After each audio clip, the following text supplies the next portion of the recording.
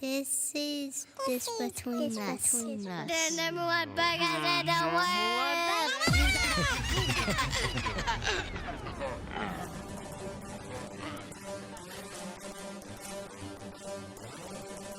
This is just between us.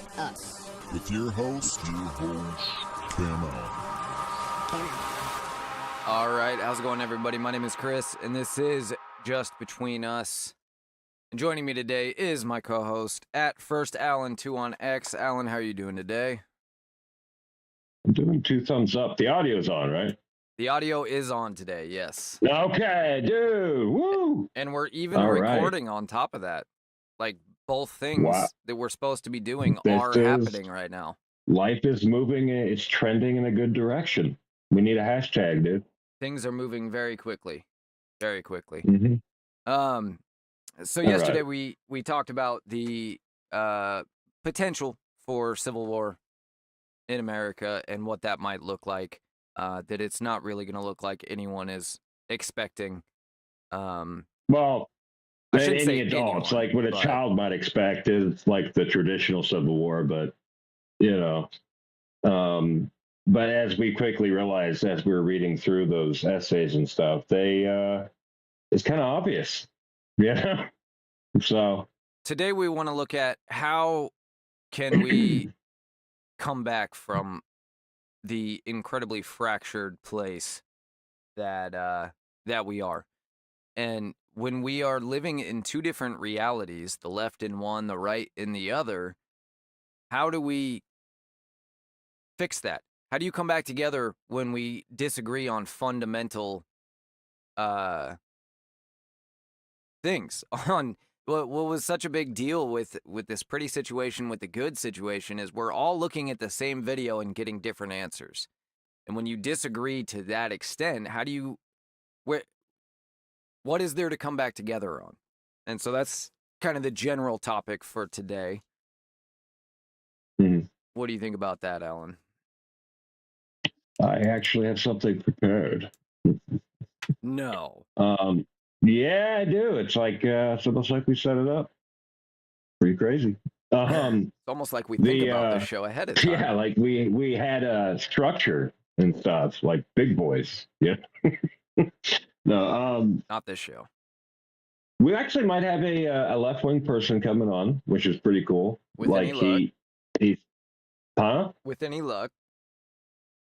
Yeah, typically they say they want to come on and then they just don't never answer. Yeah, so like this guy seems pretty cool. He seems like he does want to come on, so then they just hopefully that'll happen. And that would be an episode where we don't argue. We literally just find where we agree. Like, where do we agree? That would be the title of the segment, right? Because that's what we're going to have to find here pretty soon, or we're just going to get totally ripped apart. That's one idea I have on how to correct everything. I'm giving a little taster, wherever the little sample of what I do. All right, are you ready to get your mind blown? I'm listening. I don't think you're ready, bro. I don't think so. I don't think I'm ever ready, but you know.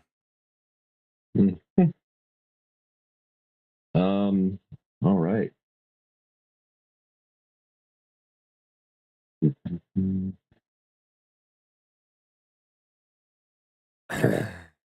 How'd my humming go there? Oh, A+ for sure on the humming. Yeah. Okay, sweet. You can never underestimate humming. I don't do it very often, but I have been told I am the best at it. So. Okay. De-escalation and democratic stability in the United States.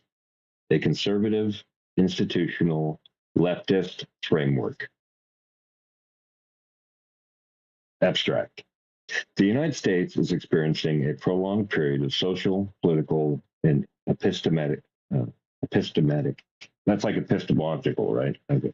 Epistemic polarization marked by declining institutional trust, moral absolutism, and escalating rhetorical conflict. The argument that I can't believe it. So durability de-escalation cannot be achieved through cultural domination, technocratic coercion, or moral signaling, but instead requires a recommitment to institutional legitimacy, civic restraint, and federal pluralism. Drawing on conservative political theory and leftist sympathies, constitutional design, and conflict resolution scholarship,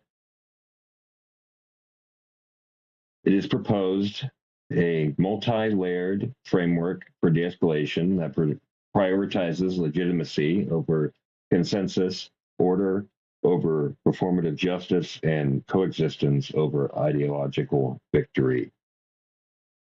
Ooh, let's just think about like coexistence there. What does that even look like if the trends continue? What does coexistence look like? It looks like America has looked like for the last 250 years. It looks like shared constitutional values, shared identity as far as, American. holidays, 4th of July, American things, and leaving, politics as a private matter, a private decision that is not necessary to discuss as a preamble to conversation. Yeah. And I think it would require, I mean, like, here's the thing, and I know we're conservatives, so I'm going to give us a pat on the back, but we're always seemed like to be the restrained party, when it comes to this crap.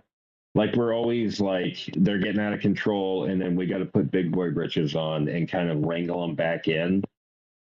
And every time we do that, we're like, all right, I'm going to fight you a little less next time because that was a real pain in the ass, And each time it's a little weaker and a little weaker, and they keep getting more damage done, and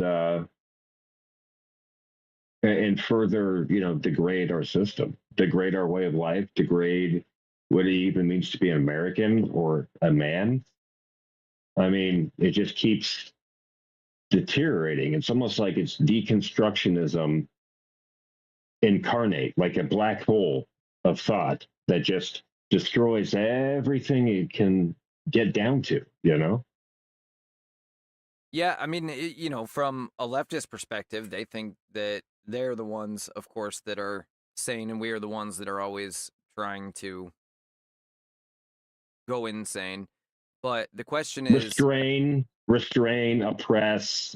That's more what I think they think of us. We're trying to take away, restrain, oppress, blah, blah, blah, right? Because they're always arguing for a minority cause.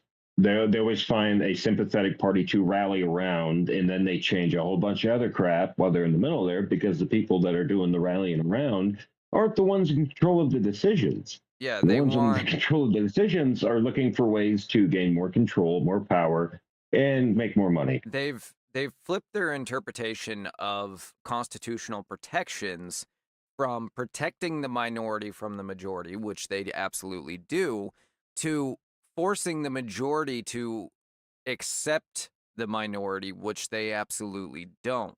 The majority does not have to bend to the will of the minority. The minority cannot affect the rights, the majority cannot affect the rights of the minority, but the majority does not have to, bend to the will of the minority. We do not have to force preachers to have gay weddings. That's like part of the Constitution. It's almost like that's what I'm I was going to say, it's almost like you're trying to summon some constitutional spirit into yourself. That's what I'm saying. They've flipped their interpretation of those constitutional norms. That's why the first thing I always ask leftists, when I can actually get a leftist to have some sort of serious dialogue with me, one of the first things I always ask them is, have you read the words of the founders? Not what somebody wrote about them. Have you read the documents? Have you read their letters? Have you read their memoirs and all of those things? And they never have. No. Because if No, you couldn't did, happen. you would realize that they're like your biggest nightmare that you've created in your head. They are literal exact opposite of what you think America is supposed to be at this point. Not what you used to, Mhm. but what you do now. Because you would have to recognize, if they did that, they would have to recognize how far they've come. And that Republicans haven't changed. Or conservatives, I should say, not Republicans. They haven't changed. Conservatives have changed. Conservatives I mean, wanted... they don't think they've changed. Well, hold but on. like As they, far as what they want, it hasn't changed from 1776 to 1926 to 2026. It has been the same thing the whole time. Now, yes, there has been Well, change, but I believe you're the one that told me about the Progressive Party infiltrating and subverting the Republican Party back that's in why I the clarified early conservatives, 1900s. not Republican. Okay. Okay, that's actually a good point. Yeah, because I don't feel very much kinship to the Republican Party, No, I don't either. but I'm still conservative, and I still find myself forced to vote for them because it's like Green Party or Democrat or some other loser party that's just not going to affect anything, like Libertarian, for example. And so yeah, you're trying to vote in a way that makes a diff. So I can see what you're saying about they would have to do a lot of leaning to get along with conservatives, right? Because they're the ones that have gone too far the other way, and it's just ridiculous that we would have to, lean that far over to hold their hand. It just looks awkward walking down the street, right? It would require violating our principles to do that. Mm-hmm. Yeah, they were like, just take my hand. It's like across your principled line. You're just like, man, that's not cool. So yeah, let's keep reading. Let's see what. Yeah, go to the next one. What else? Mhm.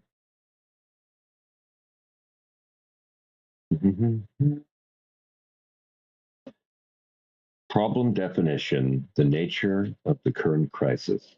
Contrary to popular framing, the present U.S.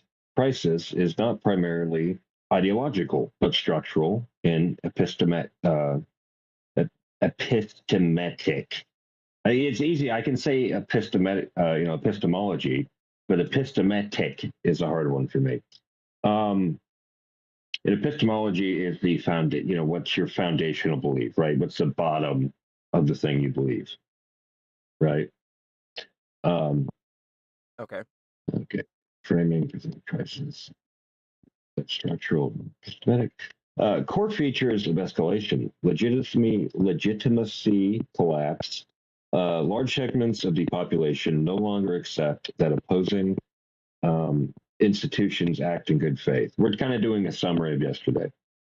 Moral absolutism: political disagreement is increasingly framed as existential or evil. Institutional weaponization: courts, media, universities, and administrative agencies are perceived as partisan instruments. Narrative asymmetry: each side views its own escalation as defensive and the others as aggressive.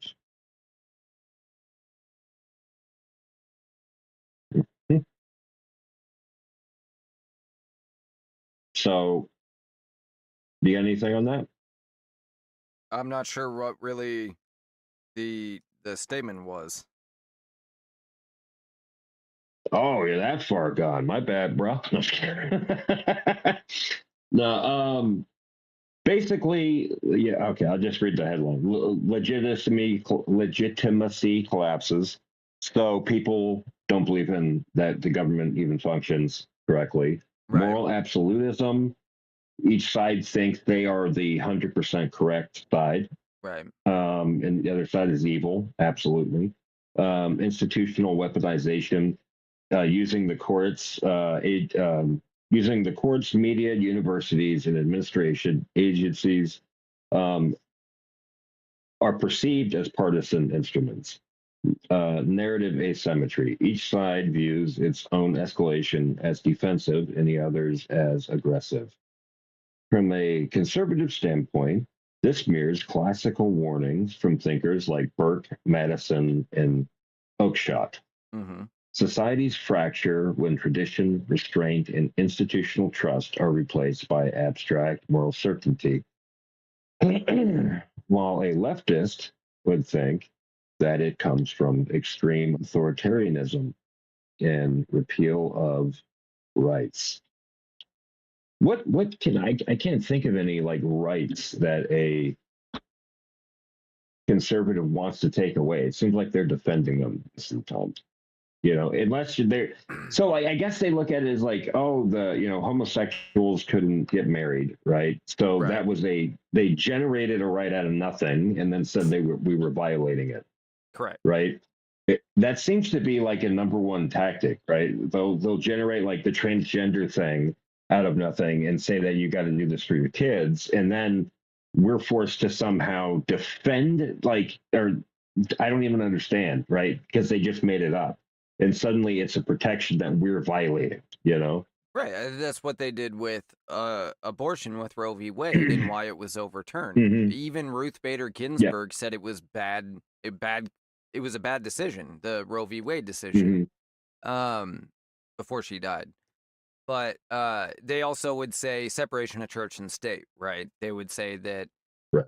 Now, what most leftists aren't aware is that quote comes from a letter from Jefferson, their least favorite founding father, that was written in private to a minister that wanted Jefferson to come and speak at the church.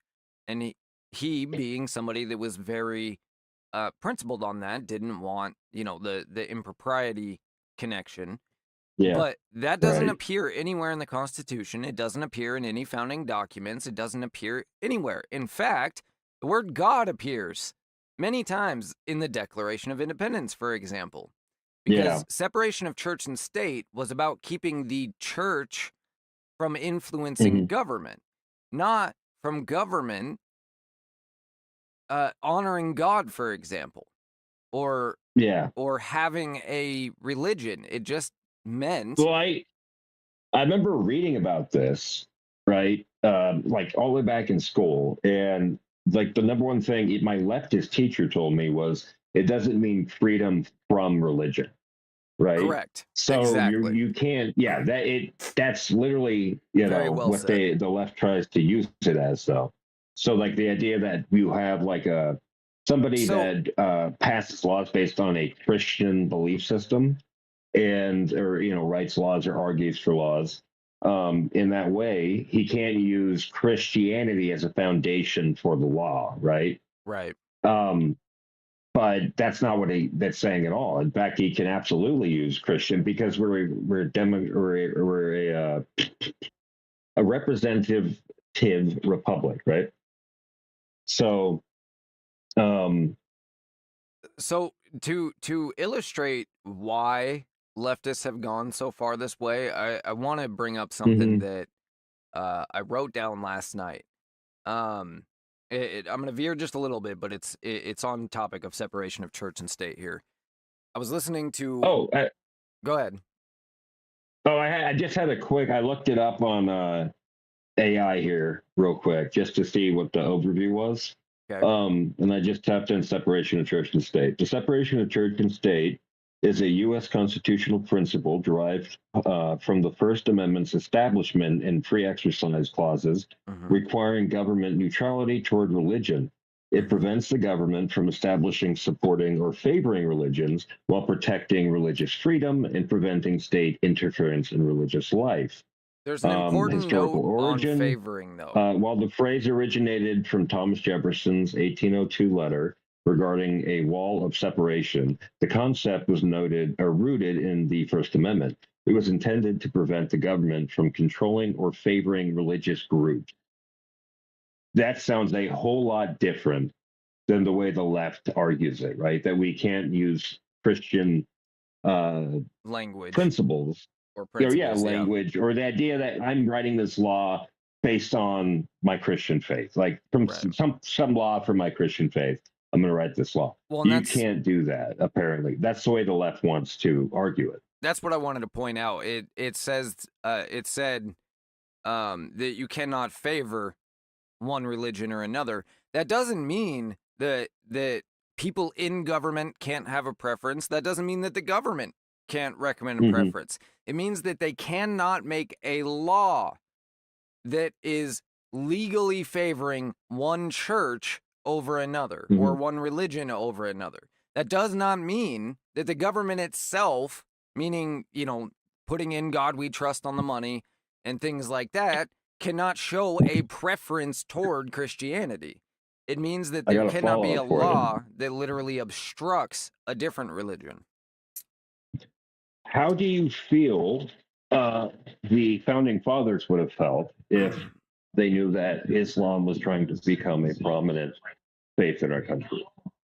Do you think that they intended that law for all religions or for Christian religions? Yes, I do think they intended it for all religions. I don't buy this. I know what you're referring to.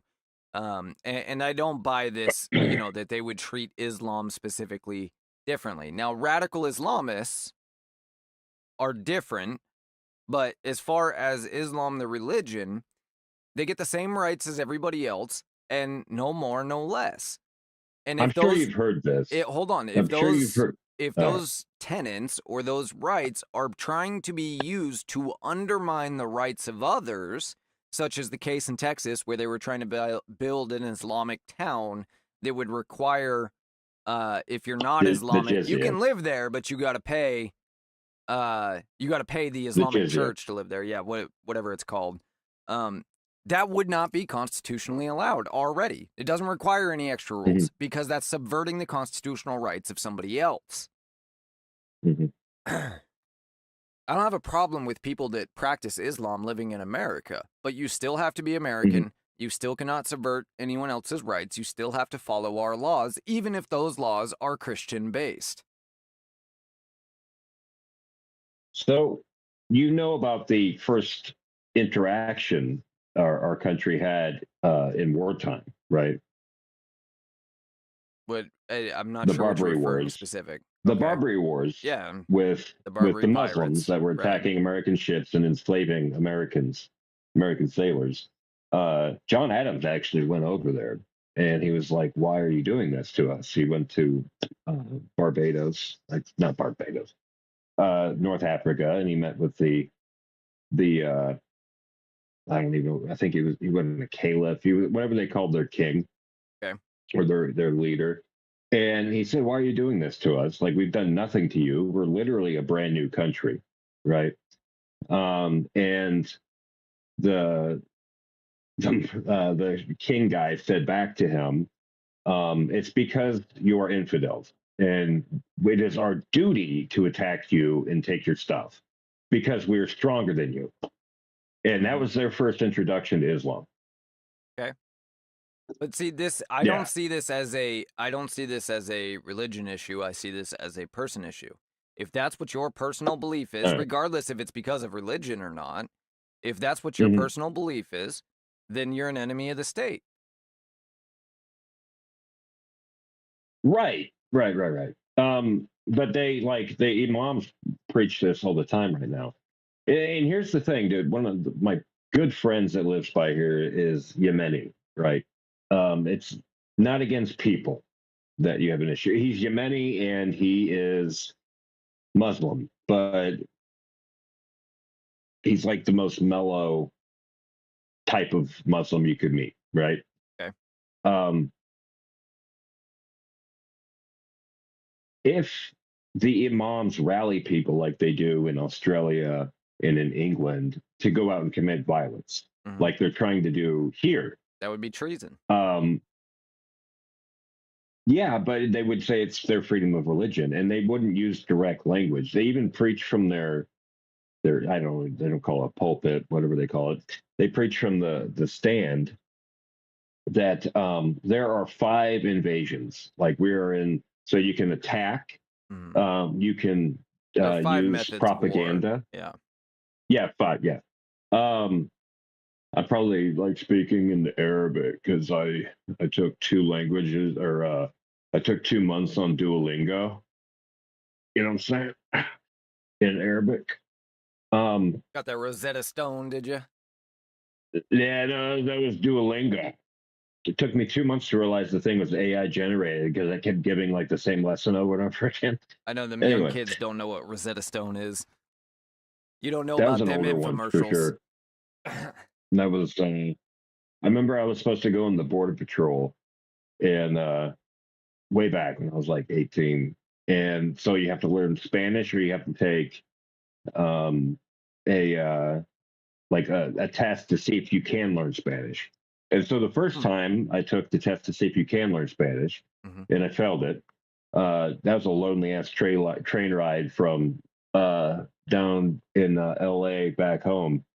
But the second time I tried to learn Spanish, and I thought I had it down enough where I could pass the test because it's very remedial, what they want you to know. Right. And I failed the freaking test by, I don't even know how much. It's probably really bad.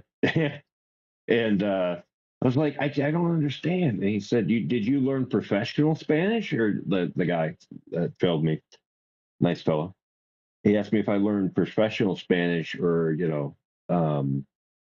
like common Spanish. And I told him I was using Rosetta Stone. He was like, "Oh, that's why you failed it." Anyway, Hang on one second, because I noticed that my box is staying lit up green when I'm not talking. I want to make sure there's no extra audio coming in. I told him I was using Rosetta Stone. He was like, "Oh." Huh. Okay, Discord must just be glitched then. From down. Yeah, I could hear you. All right. I just wanted to make sure because it was staying lit up green, so I want to make sure there wasn't like a loud buzzing noise or something that was coming over the stream. Got it. All right, you want to go part two? Hold on. Hey, so I want to bring I want to bring this back around to leftists. The point that I was trying to bring up before was I was listening to Bill Maher last night, and he was talking to some UFO dude. I forget his name. But it's not that relevant. Anyway, they were talking about various things, and obviously UFOs. Dan Farah, I think. Age of Disclosure was his documentary about UFOs. That's what it was. Okay. So he was talking about he was talking about Charles Darwin at one point. Bill Maher was, and he said, back in 1850, they were talking about how UFOs today, people have kind of moved on to, okay, UFOs are real.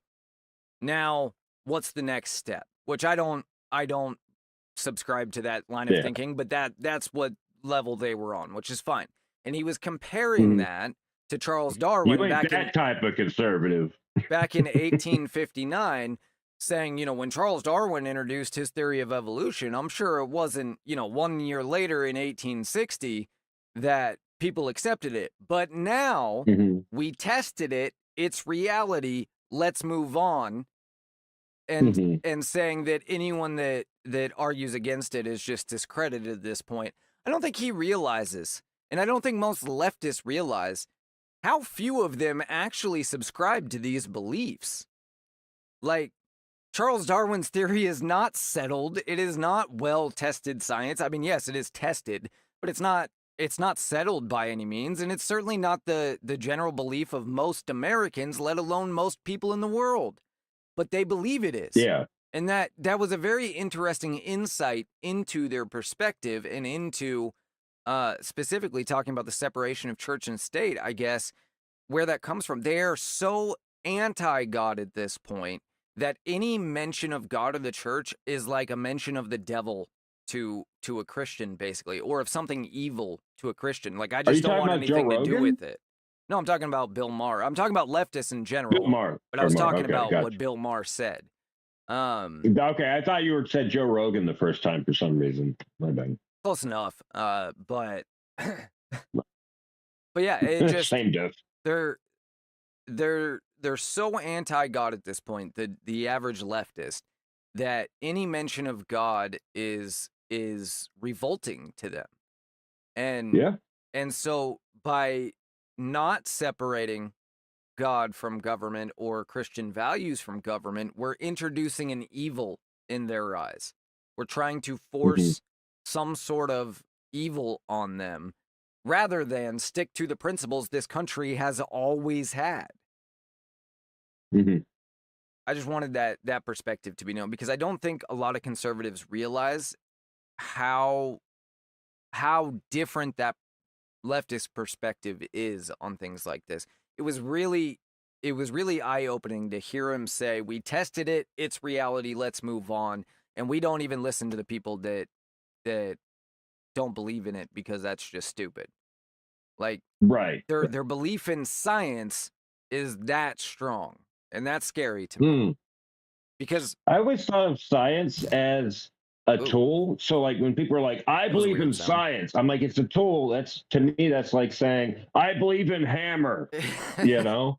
Like, yeah, it just doesn't, it's not. Science is a method, not a thing, not a person, not a belief. And on top of that, Charles Darwin's theory of evolution is a theory. It's not proven science. It's not proven in the way that, you know, a molecule of sodium and a molecule of chloride make salt. It's not proven in the same way because you cannot repeatably cause evolution to happen. We have never seen an intermediate step of evolution. Ever. That's why they taught the missing link trope. Right. That they're always talking about. Yeah. We know about adaptation. That's a very I mean, there's nobody that doesn't believe in adaptation, you know. Right. But as far as like evolve, like the Big Bang is the one where they have nothing to offer, right? They're literally saying the Immaculate Conception, you know, in their own words. Basically, yeah. Yeah, at some point you have to believe in something you can't prove. Yep. And like if you listen to Charles Darwin, there's a great video clip of him, and I don't know if it's copyrighted or not, but it couldn't be a video clip, could it? I don't think he was alive to video. Not Darwin. Oh my gosh. The other like very famous atheist guy. Oh, the one that came like a generation after him that carried on the. Like a couple generations. I don't know. I know he's old. I think I know. He wrote The God Delusion. Oh, you're talking about Still Living Today. He was on a talk show talking about the Big Bang, and it was very interesting. He responded to it because Dawkins. He basically said, he admitted that he had no foundation for it. He literally just trusted the Richard Dawkins on it. Yeah, like almost how he would mock the early Christians for trusting the word of the apostles, right? Oh, you just took their word for it? Okay. Richard Dawkins, there we go. We're doing this investigation work in real time. I literally just folks. said that. I was trying to give it to you. Oh, you did? Yeah, I said Richard Dawkins. You said, yeah. Ah. Yeah, I was like so busy looking for It's all good. Yeah. Yeah, this is how the sausage gets made right here. Very important to document this for future generations that are ever confused. I mean, in as much as anybody else, I believe in the answers that the method, which we call science, gives us. But there's a huge difference between, these theories about what happened millions of years ago and actual science, repeatable science. Because these theories are not repeatable. They are theories that nobody has been able to poke a hole in yet. And that is a big deal. And then you also have the problem with how captured the scientific community is right now, and it's impossible for people with contrary opinions to actually get those published. And I think I think it's on Piers Morgan. Do you think he's a copyrighted fella? We could certainly play clips of his show. I'm willing to try anyway. Yeah. What did you want me to look up from him? Oh, I got it. Oh, okay.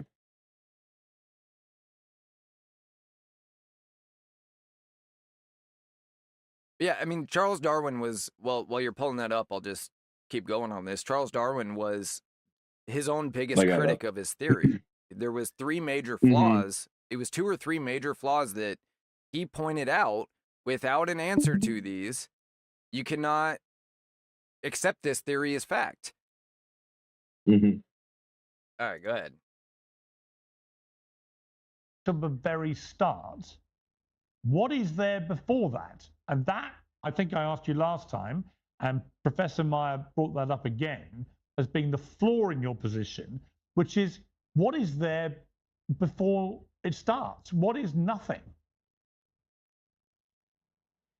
This is a question for a physicist, not a biologist, but what I would answer to Professor Meyer is that we need to explain complexity in terms of simplicity. And of course, it's true that I cannot say what was there before the Big Bang. But when you go back to the very... Oh, it's not the whole thing.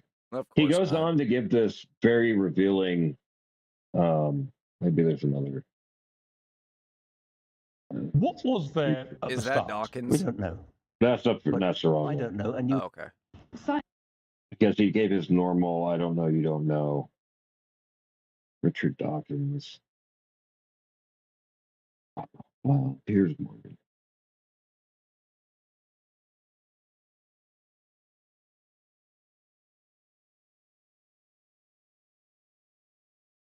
Oh yeah, he looks old as a shovel in this part. Here he comes. Here comes the chair. Everybody enjoy the That has to be... ad here. There you go. Hey. Just see the big I was just trying to talk over it so we don't get in trouble. I for got it. I shouldn't take anything you say in this book seriously, Mr. Dawkins? Oh, come on. You're being so sort of unreasonable. Your answer would be what? The origin of life we discussed earlier? Well, the book about evolution, it's some small part of put into rather you than me. Do that every single day for eternity and never get bored. Gosh, you know, I'm just happy I can entertain you guys. I'd want to be with family and friends. I'd want to be watching an Ashes cricket match. I'd want to be drinking French wine, Burgundy and Bordeaux, and having probably some cigars, Monte Cristo number 2. And I could quite happily do that every single day for eternity and never get bored. Rather you than me. Let me ask you about the book. When you finished your book, The Genetic Book of the Dead, what was your backwards? Or is there a starting point? And you would say what? The origin of life? No, it's not even it's not in perpetuity going forwards either. Immortal is rather just a poetic phrase. Well, immortal does mean forever, doesn't it? Yes, it does, but it was done in a spirit of poetic fancy. It doesn't mean literally. I mean, nothing's immortal because the universe is coming to an end. Certainly, the world is coming to an end. Are you suggesting that I shouldn't take anything you say in this book seriously, Mr. Dawkins? Oh, come on. You're being so sort of unreasonable. You know perfectly well that we're not immortal, but the world is not immortal. I didn't call it the immortal gene. You've got a whole chapter called the immortal gene. It wasn't my title. This is why I don't like Piers Morgan. Unless you could read a book by more than its title alone. He thought that was good journalism. Unnecessarily obtuse. All the metrics for modern life. Yeah. It's never been a better time to be alive. Now you're just being acute. Yeah. Yeah. I don't like when people are obnoxiously obtuse for the sake of it. Like, yeah, you mean to do? It's like, okay, bud. Okay. You got him. Moving on. Bang, bang, walla, walla, bing, bang. All right. All right, back now, to the book. Yeah, go ahead and go on to the next point.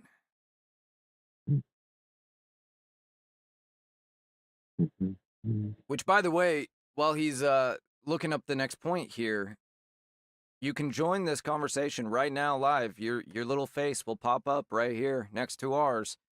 Okay. If you want to share your opinion on this or contradict us, especially if you are on the left, and don't take the online personas as scary. We will be polite if you are on the left. But the Discord's open.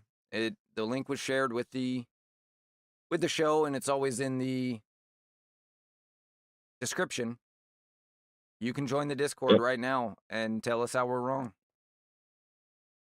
Well, they could try.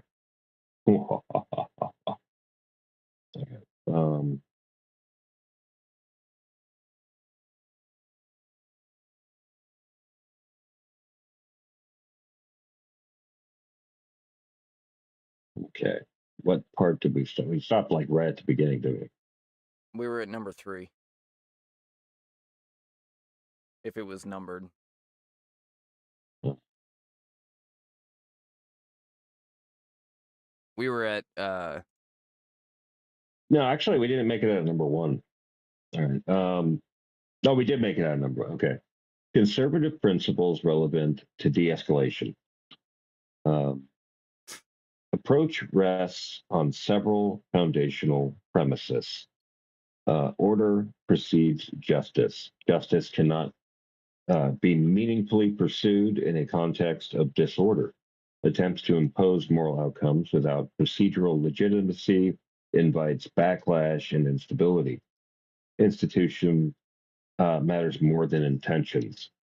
Stable systems depend less on moral purity than on predictable rules applied consistently. Pluralism is a fact, not a failure. what is totalism? Pluralism. Oh, pluralism. The U.S. is not morally converging. Governance must accommodate disagreement rather than seek to resolve it. Power exercised today sets precedent tomorrow. Short-term victories that weaken norms or institutions create long-term instability. Okay. So what basically like what Trump's doing, actually, protecting the institutions like DHS and Homeland Security. Although he pulled out today, and a lot of people are upset about that. Well, this is the problem with this is the problem that we've been facing for a while, and that really accelerated under Joe Biden, because they want to stack the Supreme Court, which undermines its legitimacy. They want to they've put in a bunch of these idealist radicals in the lower courts. Yeah, they always point to like conservatives when they like threatened to stack the Supreme Court some long time ago. And I'm like, yeah, I guess that was before my lifetime. I've never heard it. You know, have you?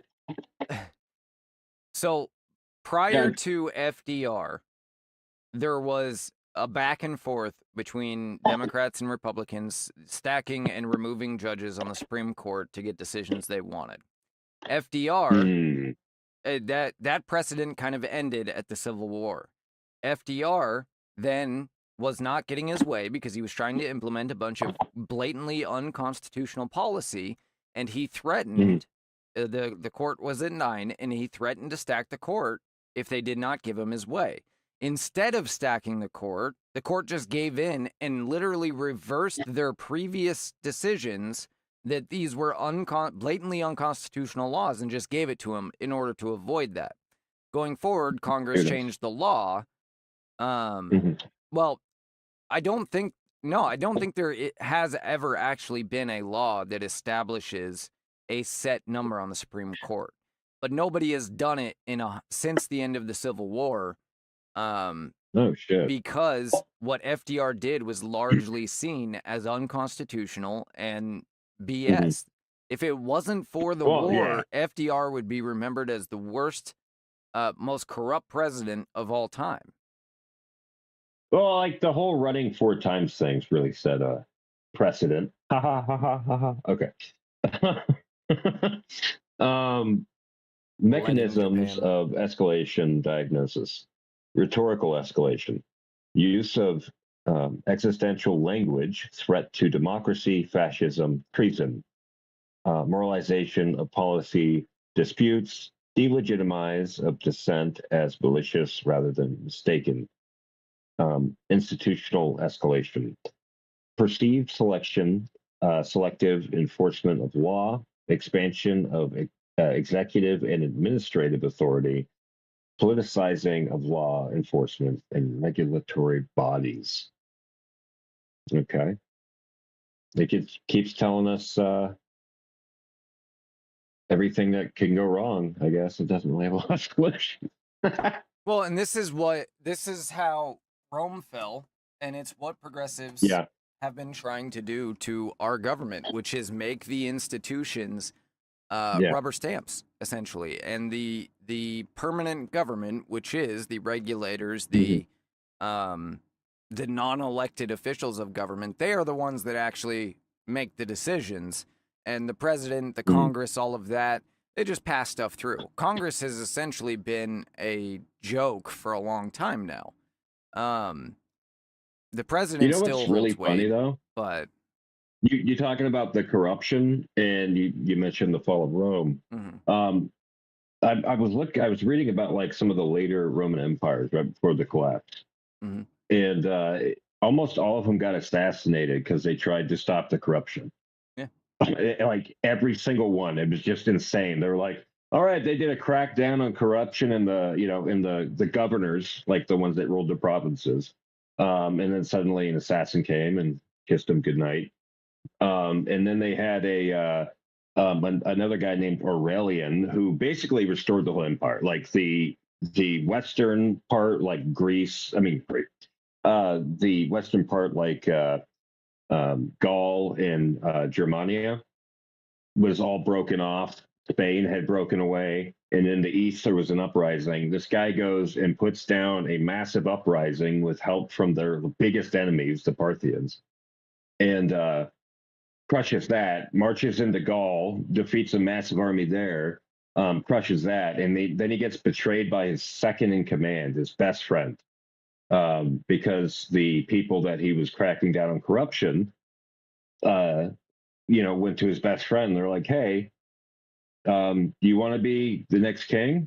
And he's like, I mean, cool, and he didn't actually wind up being the next king. He thought that was too risky. So he put somebody as a puppet, like, and he just used them for a couple of years until he wound up killing him, because that guy started sniffing around the corruption. And I don't think it was like any, like grandiose, like, magnanimous thing for the poor or anything. I think they were like, where's all my freaking money going? Like, what the heck? I'm supposed to be the Caesar, and literally everyone else is richer than me, Anyway. All right, let's get back to it. I can see you're itching for your next dose of de-escalation. Yes, I'm hanging on. All right. For that de-escalation framework. Restore institutional neutrality, or the appearance of it. And that's such an important thing. Like we think of, the illusion of something is like, oh, the illusion literally is a bad thing. Like if you're living in an illusionment, it's not good, right? Like you're not dealing with something real. But the belief in the illusion of a functioning government in America is the most powerful thing. I don't buy when you that think about it, wording, though. No, hang on. When you think about the illusion is built, so it's like neither can exist without the other, Like if the structure collapses, the illusion collapses, and if the illusion collapses, the structure collapses, So they're interwoven. I don't think it's an illusion. I think it is a understanding. Belief? It's an understanding. If the facts align, then people believe in it. If the facts don't align, then people stop believing in it. And maybe I'm just bickering over words here, but an illusion would imply it's not actually true, but people believe it.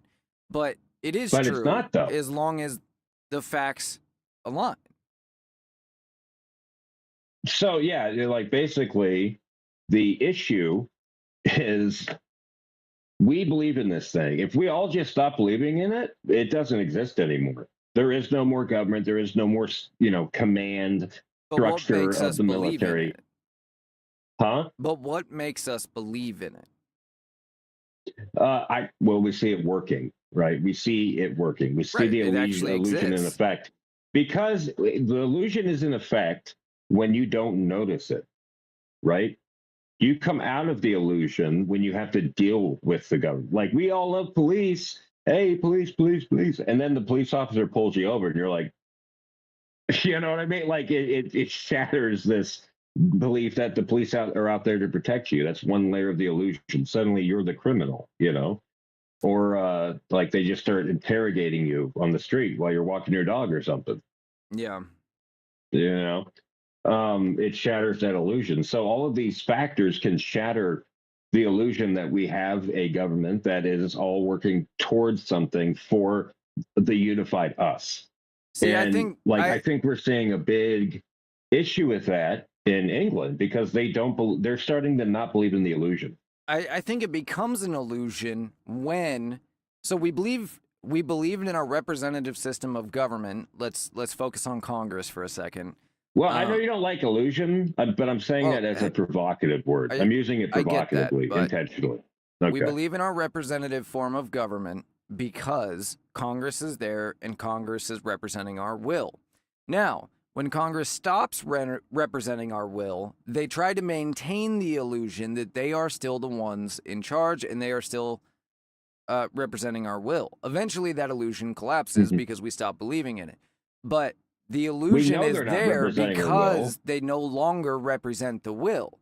The belief existed because they were. It wasn't an illusion that they were representing our will. They were. And that's what allowed them to carry the illusion for a period of time. If you can make someone believe that you're carrying out their will, isn't it just as good as carrying out their will? No. Well, to them it is, because they're believing in the illusion. Yeah, to them, but right? It'll always collapse because it is just an illusion. There has to be when a greater illusion crashes into it, yeah, it'll collapse. When a stronger illusion. I like the word illusion for this. I know you don't like it, and I know you're taking it in the more literal context of, it's not having an a illusion vision of something that doesn't exist. I'm using it provocatively, for fun, Okay. Next. I like my word illusion. Illusion. Oh man, we just lost 4 followers.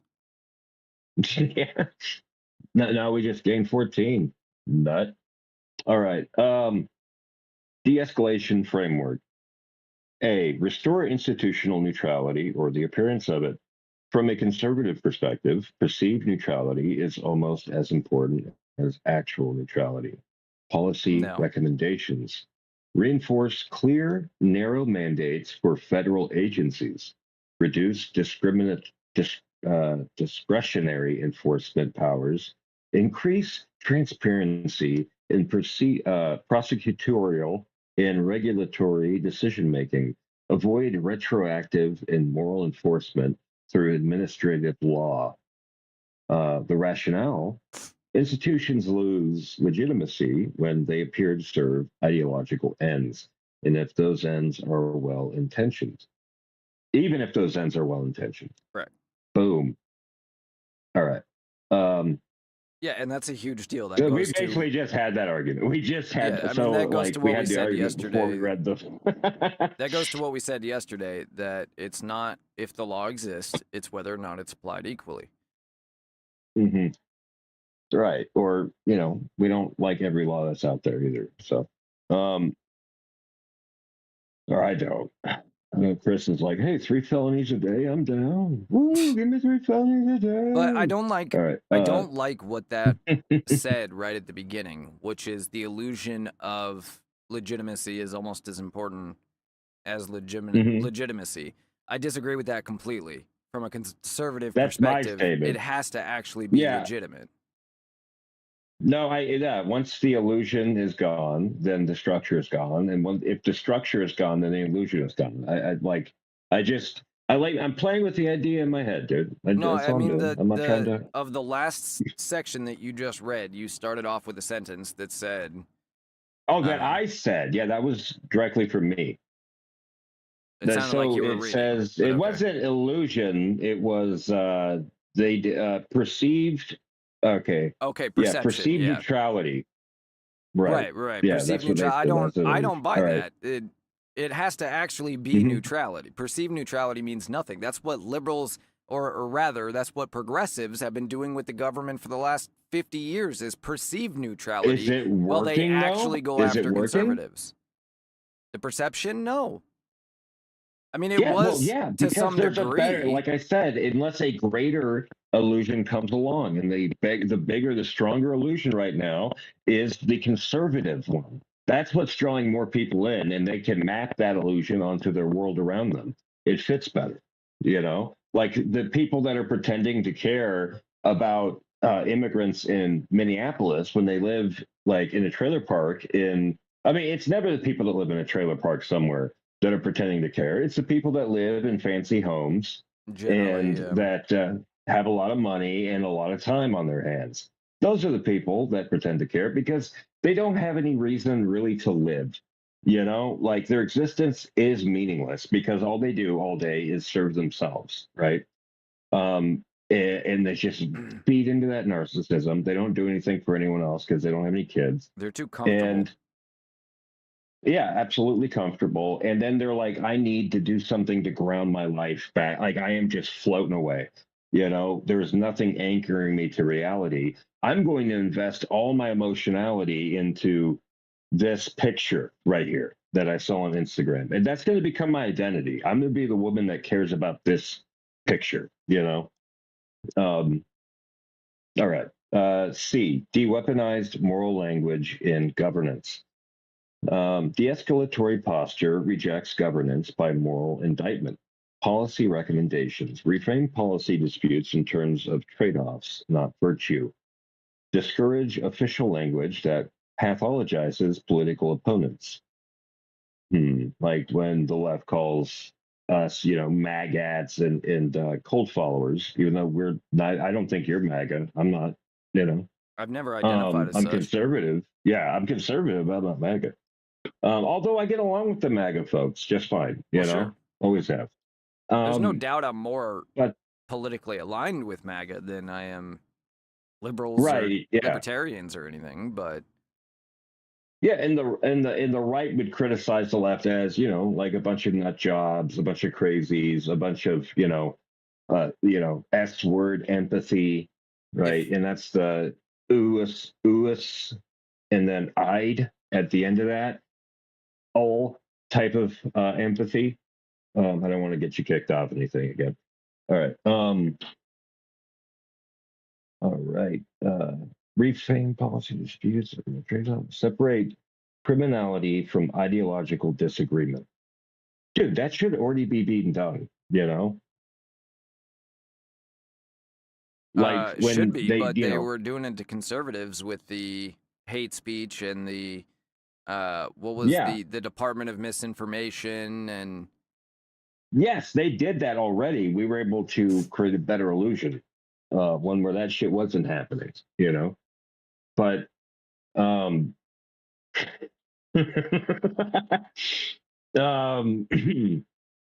yeah, so that's like the most important thing, right? Is getting the best illusion possible and then backing that illusion up when they see it, right? They're like, oh, that's an illusion. It maps onto my reality. Good stuff.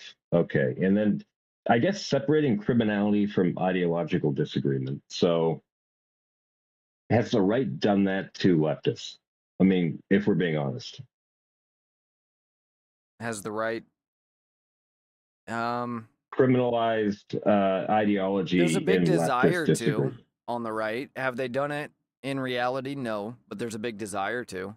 There's a big desire to go after the Clintons, the Waltzes, the and look, these are people that legitimately committed crimes, but I've said many times it does us no good that part of the consequence of electing these not the people, person, Chris, the ideology. So like if they're like, we want to trans children, for example, Are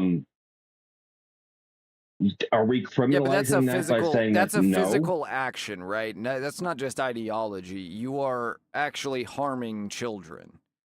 Right, Um, right. that's not so much ideology. You could say that Trump calling Antifa domestic terrorists is probably a good Mhm. example of that, and I disagree with that. I don't think we should have done that. People have the right to I get know you're together not in big on that. groups. People have the right to get together in groups and believe whatever they want. If they commit a crime, charge them. But the whole Right. terrorist thing in general is over applied all the way around. So hmm Yeah, I agree. I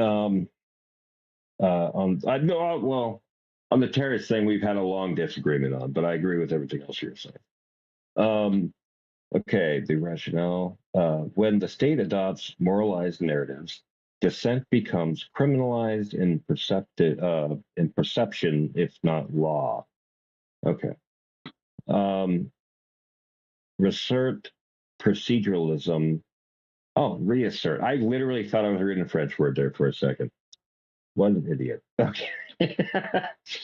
um, Reassert proceduralism over outcomes, a key conservative insight. Fair process matters more than preferred results. Policy recommendations. Strengthen due process protections. Limit emergency powers. Reinforce legislative authority over executive rulemaking. Avoid ends justify the means rationales. Well, it almost sounds like you wrote this section there, Chris. funny how that works.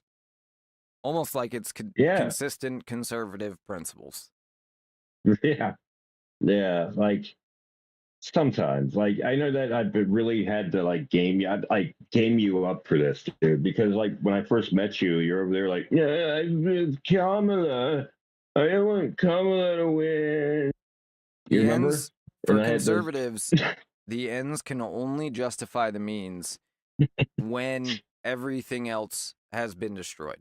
When there is nothing left Mhm. but to rebuild, then the ends justify the means, and only temporarily. Fair. But as long as there are structures in place, those have to be utilized. Otherwise, we're just delegitimizing them further. That was like the last section. Yeah, it was talking about the the visualization of the structures being someplace that takes care of that need for you, that need for justice, for example, Mhm. you know, or that need for a driver, like safe roads, or the need for food. I mean, even grocery stores. When you think about institutions, the grocery stores are an institution. Mhm. Yeah. All of it matters. It's like the broken window theory. Yeah, I suppose. Encourage civic restraint, not civic mobilization. Escalation is fueled by constant activation. Huh. Yeah. What are you thinking there when you hear that? I think it sounds pretty obvious.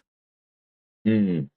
The biggest like damning thing that I can point out, that I've pointed out several times in the past, but I haven't mentioned it in a while, is Mhm.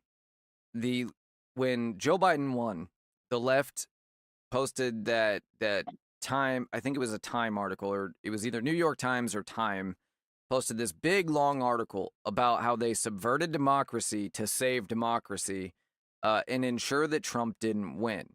And so even if you Mhm. don't believe that they allowed illegals to vote, that they added, illicit ballots, and that's the thing, is they're not illicit ballots, but I don't want to go down that road.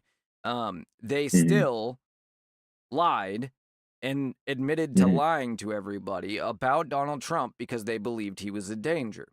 And that's part of the problem that we're facing Right. now, is all the leftists that believe those lies. But Mhm. they had planned, if Donald Trump won that election, riots in all 50 states across the nation. Yep. But because Joe Biden won, because of that massive spike in the middle of the night that nobody can explain when votes were supposed to not be counted, Mhm. nobody ended up mobilizing. But they admitted in that article that they had mobs in all 50 states ready to riot in order to subvert the results of the election had Trump won. And that, I think, is the greatest evidence that we can point to on who the nefarious side is here and who is trying to do exactly, what you just said. Right. And like, so we look at that and we go, well, it's probably not. That's why we need to talk to just your average leftist. You know what I mean? Like, see what they actually think, what they believe, and like where we have to find commonality with them, man. Otherwise, it's just not looking good. Encourage civic restraint, not civic mobilization. Escalation is fueled by constant activation. Policy recommendations: reduce performative political rituals in institutions, corporate, academic, bureaucratic. Normalize political disengagement as healthy. So this would go to the illusion or the perception. Promote civic humility over civic fervor. And the rationale is not every moral disagreement requires collective actions. Some require coexistence.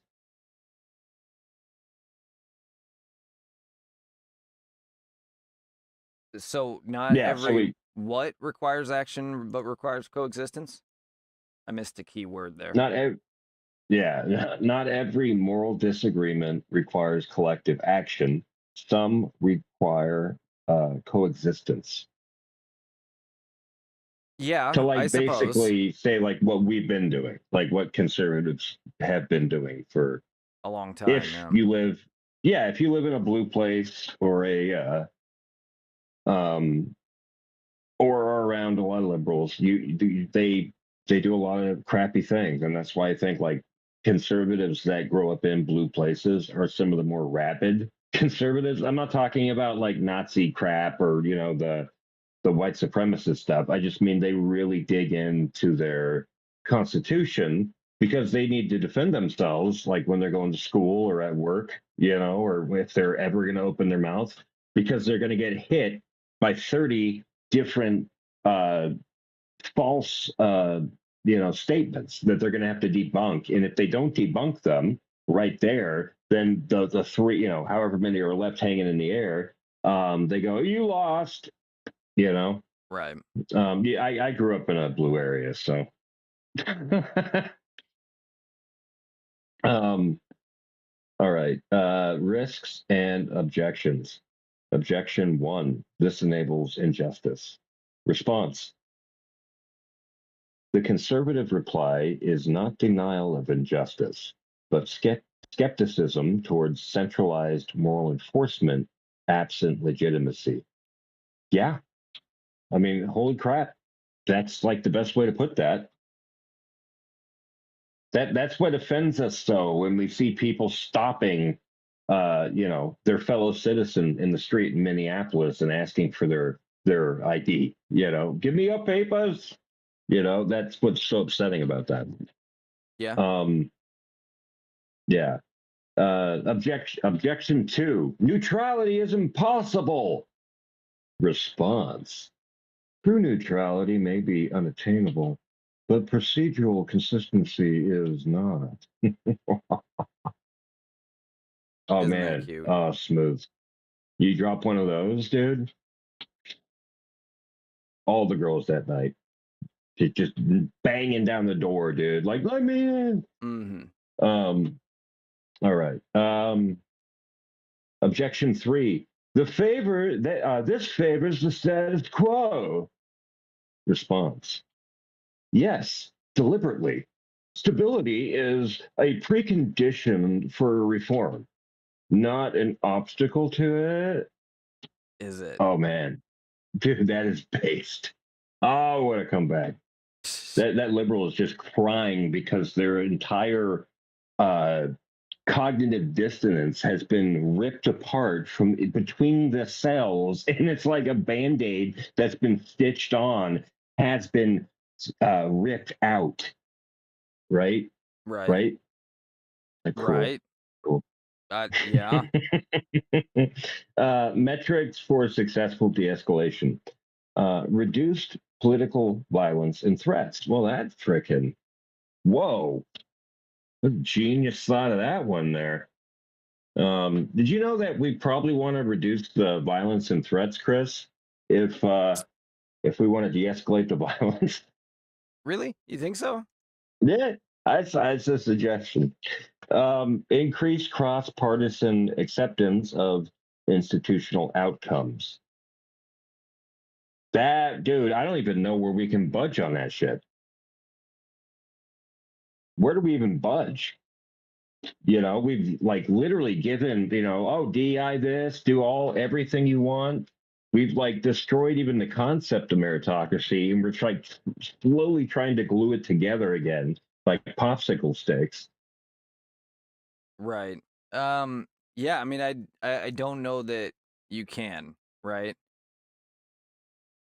Again, that comes to you can't change the principles. You can't move on the principles. And so they have to come back to a principled place, not we leave the principles to meet them, Right. And that's where we get into the issue. Well, okay, let's keep seeing what it says.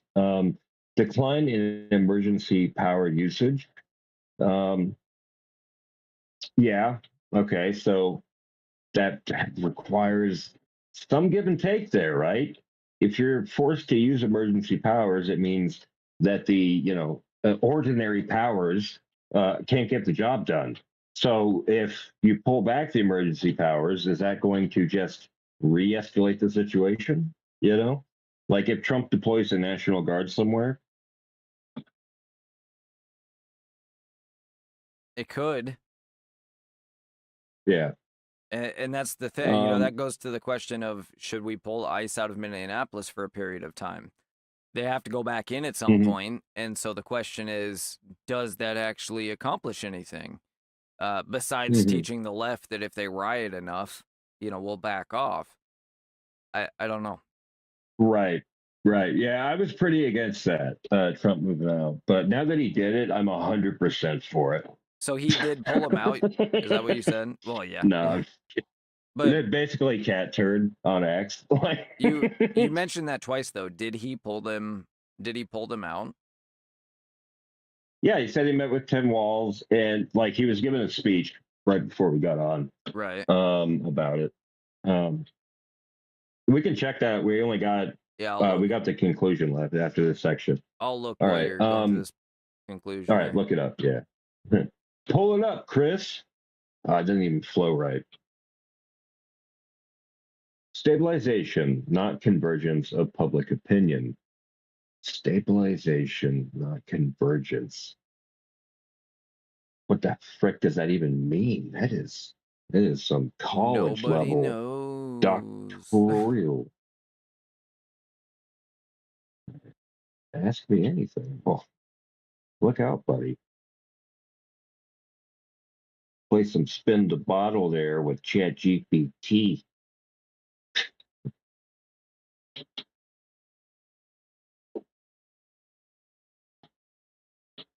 All right, here's the clear policy grade unpacking of that phrase and why it matters. Stabilization, not convergence of public opinion. What it means. The goal is not to make Americans agree with one another. I'm trying to read like Destiny now. The goal is to make disagreements durable, predictable, and non-expulsive. In other words, convergence, shrinking differences, consensus, ideological alignment. Well, now I don't sound like that at all. Damn. All right. Stabilization, fixed differences that stop escalating into crises. A stability society can tolerate deep disagreement if people believe the system will still function. Losses are survivable. Opponents are not existential enemies. Yep. Why convergence is unrealistic and dangerous. From a conservative and institutional lens, pluralism is permanent. The U.S. contains incompatible moral frameworks, religious, secular, urban, rural, collectivist, individualist. Attempting convergence requires coercion, cultural, legal, or academic. What? Oh, coerce. Okay, got it. Forced consensus breeds backlash. When institutions push correct views, dissent radicalizes.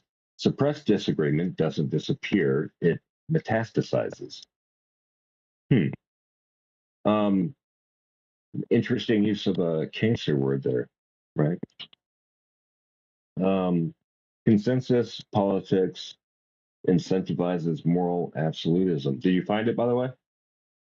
No, I'm not seeing any news regarding ICE pulling Look, out. He's Trump said he talked to Tim Walz about pulling out or something, or like Yeah, standing so down. I saw yesterday that they had a conversation, and Tim Walz apparently said something, and Trump said something completely different. But I'll keep looking.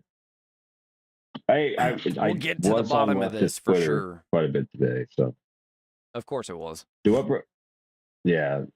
Well, let me look on Blue Sky then. Yeah, I'm sure we'll find. We win. Yeah. You want to hear the top 5 trending on Blue Sky? Don't, but I do. What are they? ICE protest, Kristi Noem, Trump and Epstein, General Hospital. That would be the what's it called? The soap opera, and Amazon stores. Yeah, it's pretty tasty. All right, let me finish the conclusion here. From an institutional saving perspective, the United States does not need moral purification, ideological victory, or total consensus. It needs restraint, legitimacy, and pluralism. De-escalation is not achieved by convincing one side it is wrong, but by convincing all sides that, one, they can lose without being destroyed. Two, they can dissent without being punished. Three, they can coexist without surrendering their identity. In conservative terms, this is not capitulation, it is preservation. Although the left may see it as a victory. Okay. They see everything as a victory. Yeah. Yeah. So what do we think about that there, brother?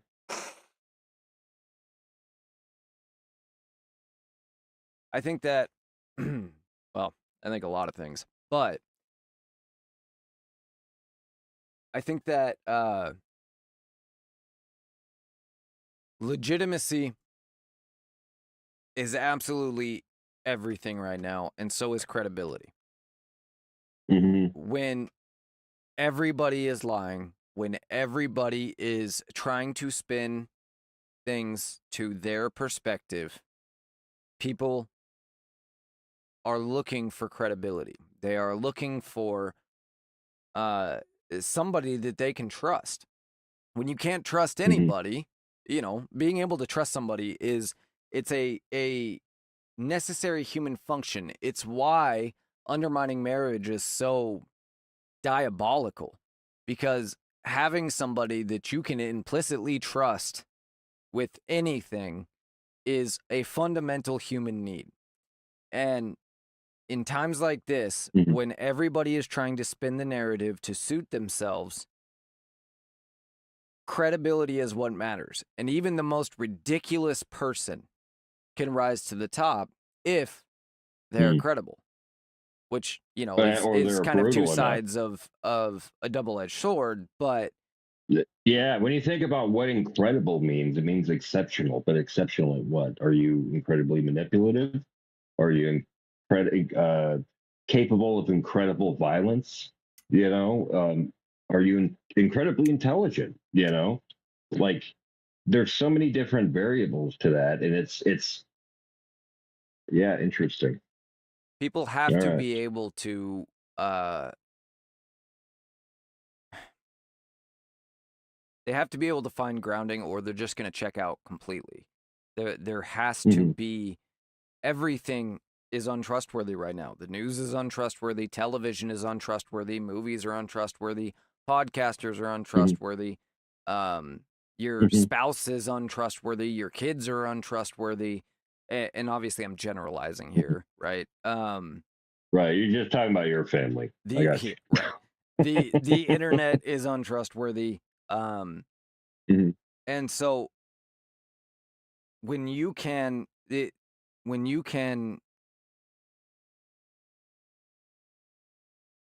attain that ability to maintain credibility in those times, to be able to prove the things that you are saying, and to be able to stick to your principles but still be open when you are wrong, to adjustment, it's like a superpower. And that's why it's so important to me, and I know you and I have talked about this, but saying this for the audience, that's why it's so important to me when we're talking about things like this, where we're mixing our opinion with fact, that I clarify things that I don't know as fact, or things that I'm stating as my opinion, because there's absolutely no point in listening to this show if we don't have any credibility. There's it might as well, at that point, it might as well be entertainment, and there's far better entertainment out there. No, there's not. You speak for yourself, though. I'll speak for myself. There's far better entertainment out there. Anyway. But yeah. What I hopefully, the goal, of course, is to make it great entertainment and have credibility. But that takes time. Right, yeah. But that matters in the institutions, that matters for politicians, that matters for the average person in day-to-day life. What I think a lot of people don't realize, because so many people have gotten used to this kind of liberal, hedonistic lifestyle where you lie when it's convenient, you do what you feel like doing most of the time, you ignore responsibilities for as long as possible, right? All of these things. When you start just telling the truth, just being honest with everything, honest when you don't know, honest when you're wrong, honest when you're right, honest when it's incredibly hard to be so. It is a type of freedom that is indescribable to somebody that is not that way. And I remember I used to, because I used to lie about everything, right? I moved a lot when I was a kid, and obviously the quickest way to fit in is to lie, right? To model whatever is popular in that place and to adopt it as your persona. But none of those things were actually me. That was just what I was doing to fit in. And right, I still remember the day that I chose to just stop doing that. And I went and I literally went one by one to everybody that was important to me and told them all of the BS that I had told them about whatever, right? It was different for each person, but from my parents to my mentor to my friends, etc. And I think I smiled for a week straight, just like I had a dumb smile on my face, because it was so it was such a weight lifted that you're not even aware is there. And yeah, mate, really, like, it doesn't burden you, like, trying to think of, like, the lies, or trying to keep up with that. That didn't bother you? it becomes second nature, right? It just becomes part of conversation until you screw up on accident and contradict a lie you told somebody that you forgot about. Then all of a sudden it's a problem. But people get incredibly good at it. I got a funny one. And I remember, I got a funny one about that.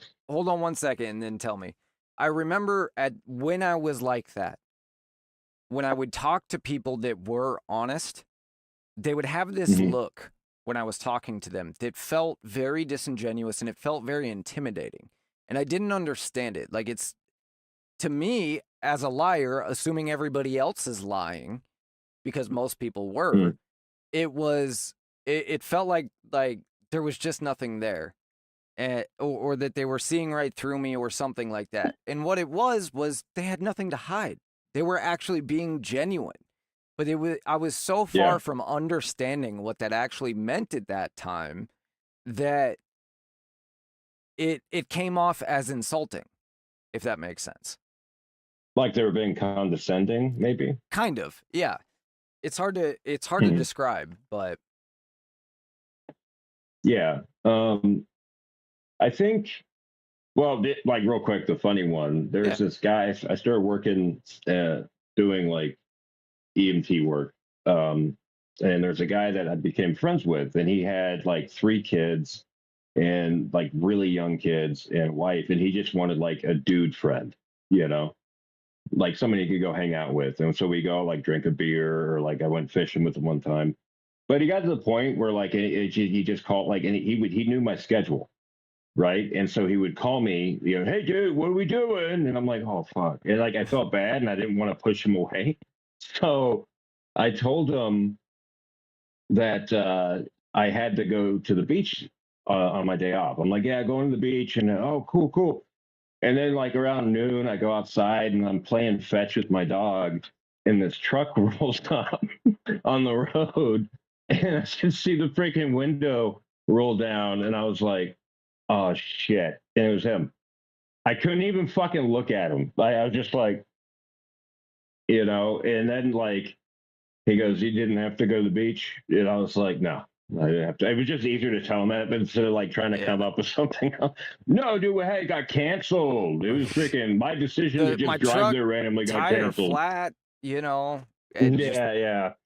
So that was one of the, like the worst ones, you know, when you get, but because like the guy freaking hated my guts after that. Like, so he would like, we would get paired up at the beginning of the day. You get your, you know, the driver, and then the guy doing the EMT work. And he would like cross my name out of the chart and then put like someone else's name there. Like, he was so fucking mad, dude. Yeah, dude, that was sucked. Yeah, I felt really bad about that one. Yeah. If I just told him I didn't want to hang out with him, I wonder, like, would that have, you know, I don't know. Here's the thing. Because everybody does kind of live in that world where they think they're doing a good thing for other people, right? You thought you were doing him a favor by lying to him because you weren't trying to be mean. Right. You were just trying to not hang out with him right then. And so when you are telling the truth about it, same thing like with your spouse, right? It's way easier to just, you know, this thing makes them mad, but it's not important, so you just lie about it, right? Right, with the white lie. Hey, babe, you look fine. That right. Yes, right. I got you. People hate it when you're honest all the time. They hate it because they're not honest all the time. There's a name for that. You know what that is? There's something called the black truth. I mean, a white lie, which is a lie that doesn't hurt anybody's feeling. It's literally just meant to smooth over a social situation, right? Right. And then a black truth is a truth that's something that's technically true, but it's meant to hurt. You know, that makes sense. Or sometimes for, like, no reason. You're like, yeah, it's technically true, but right. And that's the thing, though, is like when you do tell the truth all the time, and not in that sense where you're unnecessarily saying things that don't need to be said, because there's a difference between telling the truth all the time and saying things that just don't need to be said. But people hate it, but they respect it. They hate that they respect it, but they respect it. And so while that guy probably would have been mad at you had you told him the truth, he ultimately wouldn't have carried a grudge about it because he would have had to have respected it. And right, and I always wondered, would I have been more of a dick? Like, because that was like my big concern. I was like 18 I was 18. Shit. And I was a really introverted dude, you know, and I was really concerned about like hurting other people's feelings all the time. That was a really big deal to me. I just did not want to like upset other people. Everybody like wants to be liked. You know, I just knew what that felt like. So I was like, frick, I'm gonna like make sure. So I was always anxious, but I came off as very stoic. And so people didn't realize I was going 1,000 miles an hour up here, you know? And I wonder, like, yeah, if I just told him that, he would have, like, I wouldn't have known how to do it, you know? It would have been really bad. It'd been like, Yeah, I just can't today. Why? I'm literally gonna lay on the couch for 4 hours and not do anything. That's my plan. I'd rather do that than hang out with you. So yeah, like I mean, like I don't And know that's how true. you do That's true that. for everybody, Like though. gently, and it's weird because it's like it's not a chick. It's not like a it was just a weird thing. You know what I mean? Like, it was just a weird Mhm. situation to be in. But One of the I one find of myself the in most of my life. one So of the things that I had to correct when I first started just being honest about everything was when I was being honest about something that was very uncomfortable, like with my boss, right? I had been showing up late to work and I had to, be mhm, honest that I was just staying up too late and not prioritizing being to work. I would smile mhm, and like uncontrollably. And so it looked like I was being a sarcastic dick because I was just mhm. like, fuck you, do Your something about it, social cues were basically. way off, right? Right. And it wasn't something I was doing intentionally. Finally, at some point, somebody mentioned it to me and they say, you look like it seems like you're being a sarcastic dick right now. And I was like, no, apparently it's just something I do when I'm nervous because Mm, I don't even realize it, at least until you just said something. I didn't even realize I was doing it. mhm. But The it's just, gangbangers think you're just the friendliest guy in the world. They're just like, this freaking, he's always smiling. Look at him. This guy ain't scared of nothing. Like gun bodies flying. You're running into big in a smile on my Marine face. platoon. They're like, Yeah. this guy doesn't freaking care. Like literally blood and gore is hitting your teeth because you're still smiling. You're just like, he's like, cool, baby. Dude, there's a funny story about that that Jeff Bridges had. He said like the first time he went like the first big part he had in a movie was in a very expensive court scene. And this is back in the time when they had to set the track up and every like bit of film was half the budget, like it was just so expensive to shoot any scene. So they set this big sweeping track up and it's supposed to come through the where the audience is in the courtroom and like go all the way up to um the Stage. where the witness stand, Ah, okay. all the way to the witness stand. And he this guy, he's this older actor. Jeff Bridges is like in the audience, and this older actor, the one in the stand, he's looking at a couple hundred extras. Very expensive scene. Everything depends on him landing his lines, and the guy's just knocked out, asleep, and he's watching this in disbelief. And then he yells, "Action!" And the guy comes to life, does the scene. Someone else messes up. They got to reset it.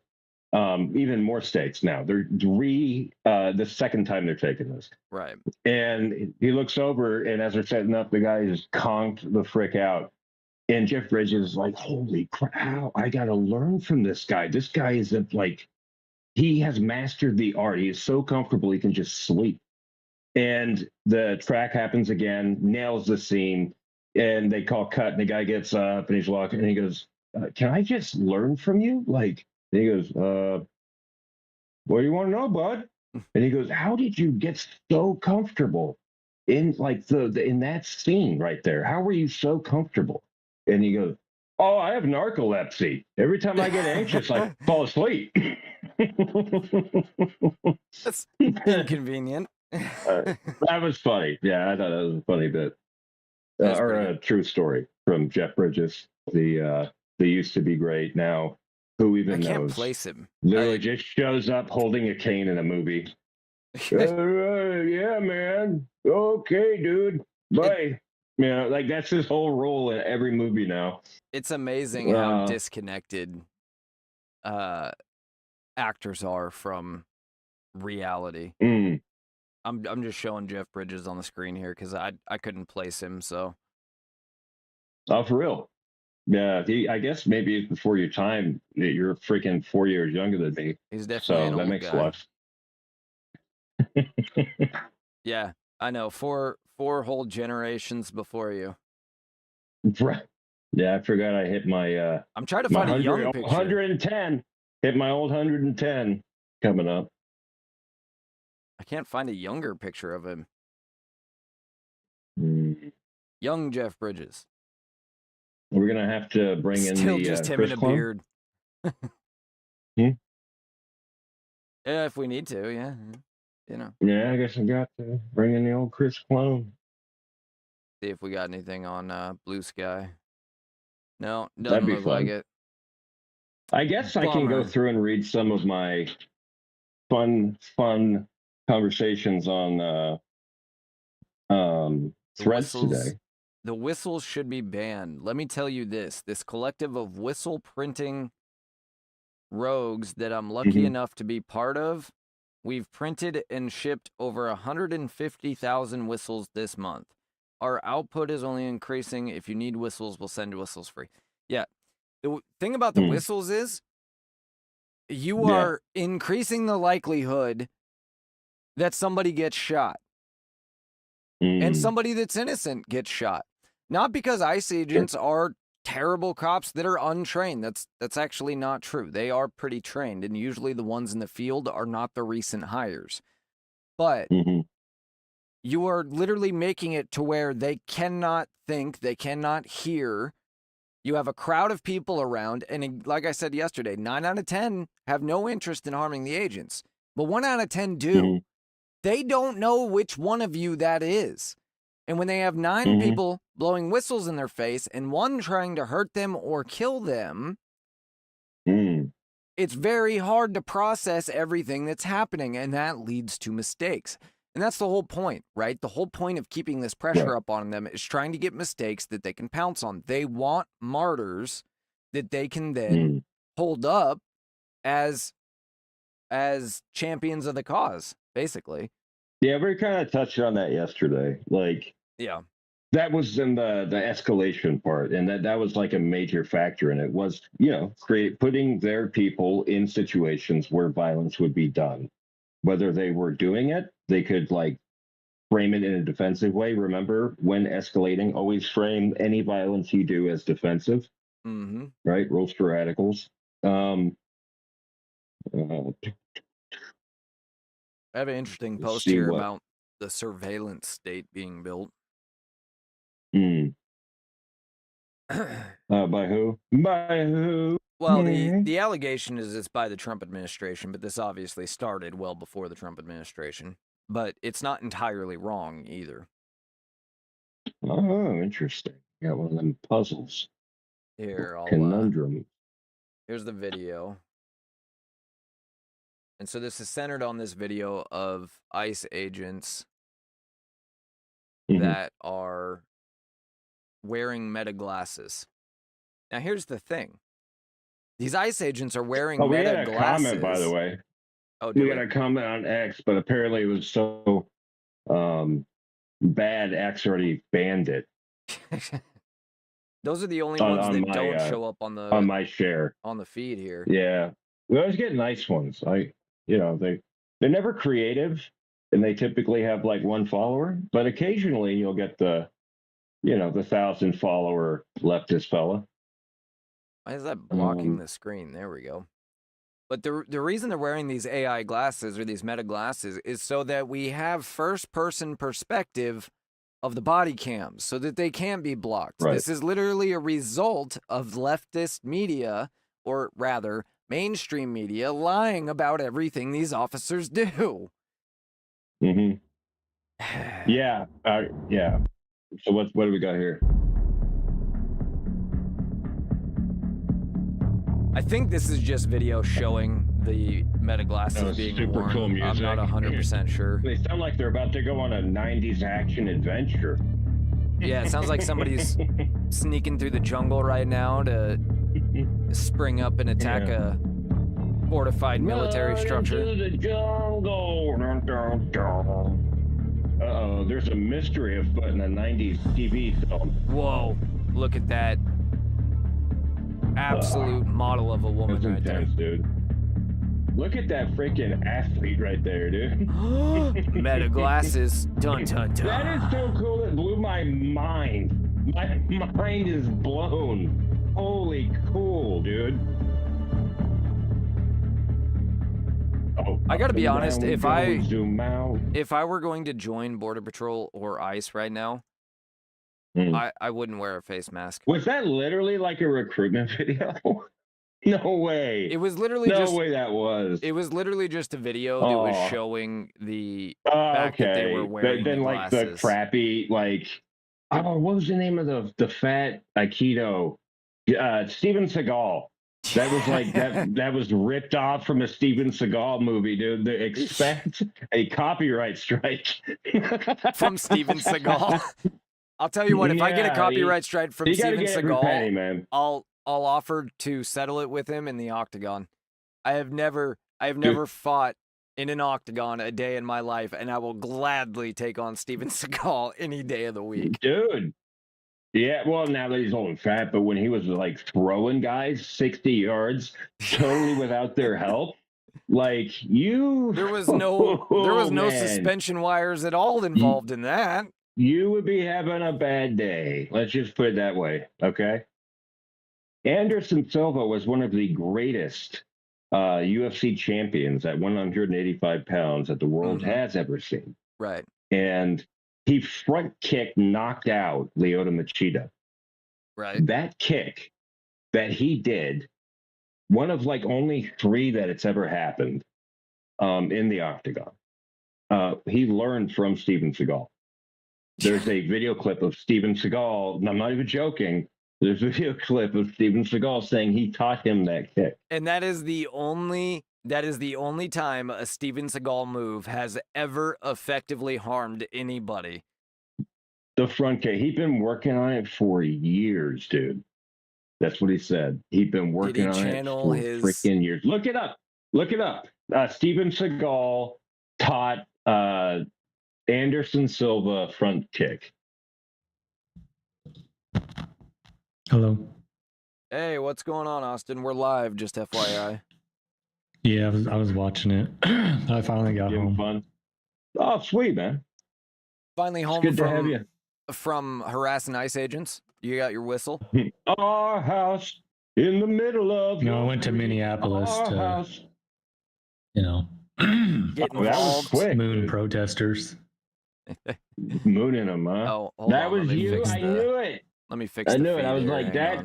That is a 290-pound butt if I've ever seen one. Get that on stream. Hey.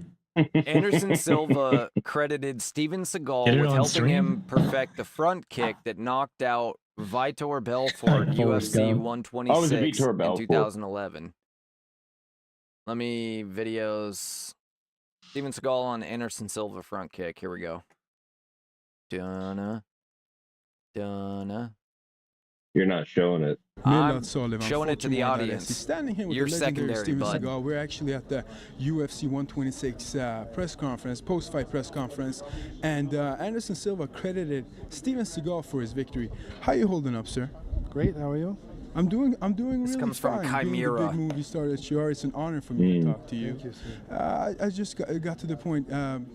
Anderson talked about training with you, and he actually gave you the credit of his knockout victory against Vitor Belfort. Tell us a little bit about the training that you had with That Anderson. particular kick is something that I thought would work very, very good against Vitor Belfort.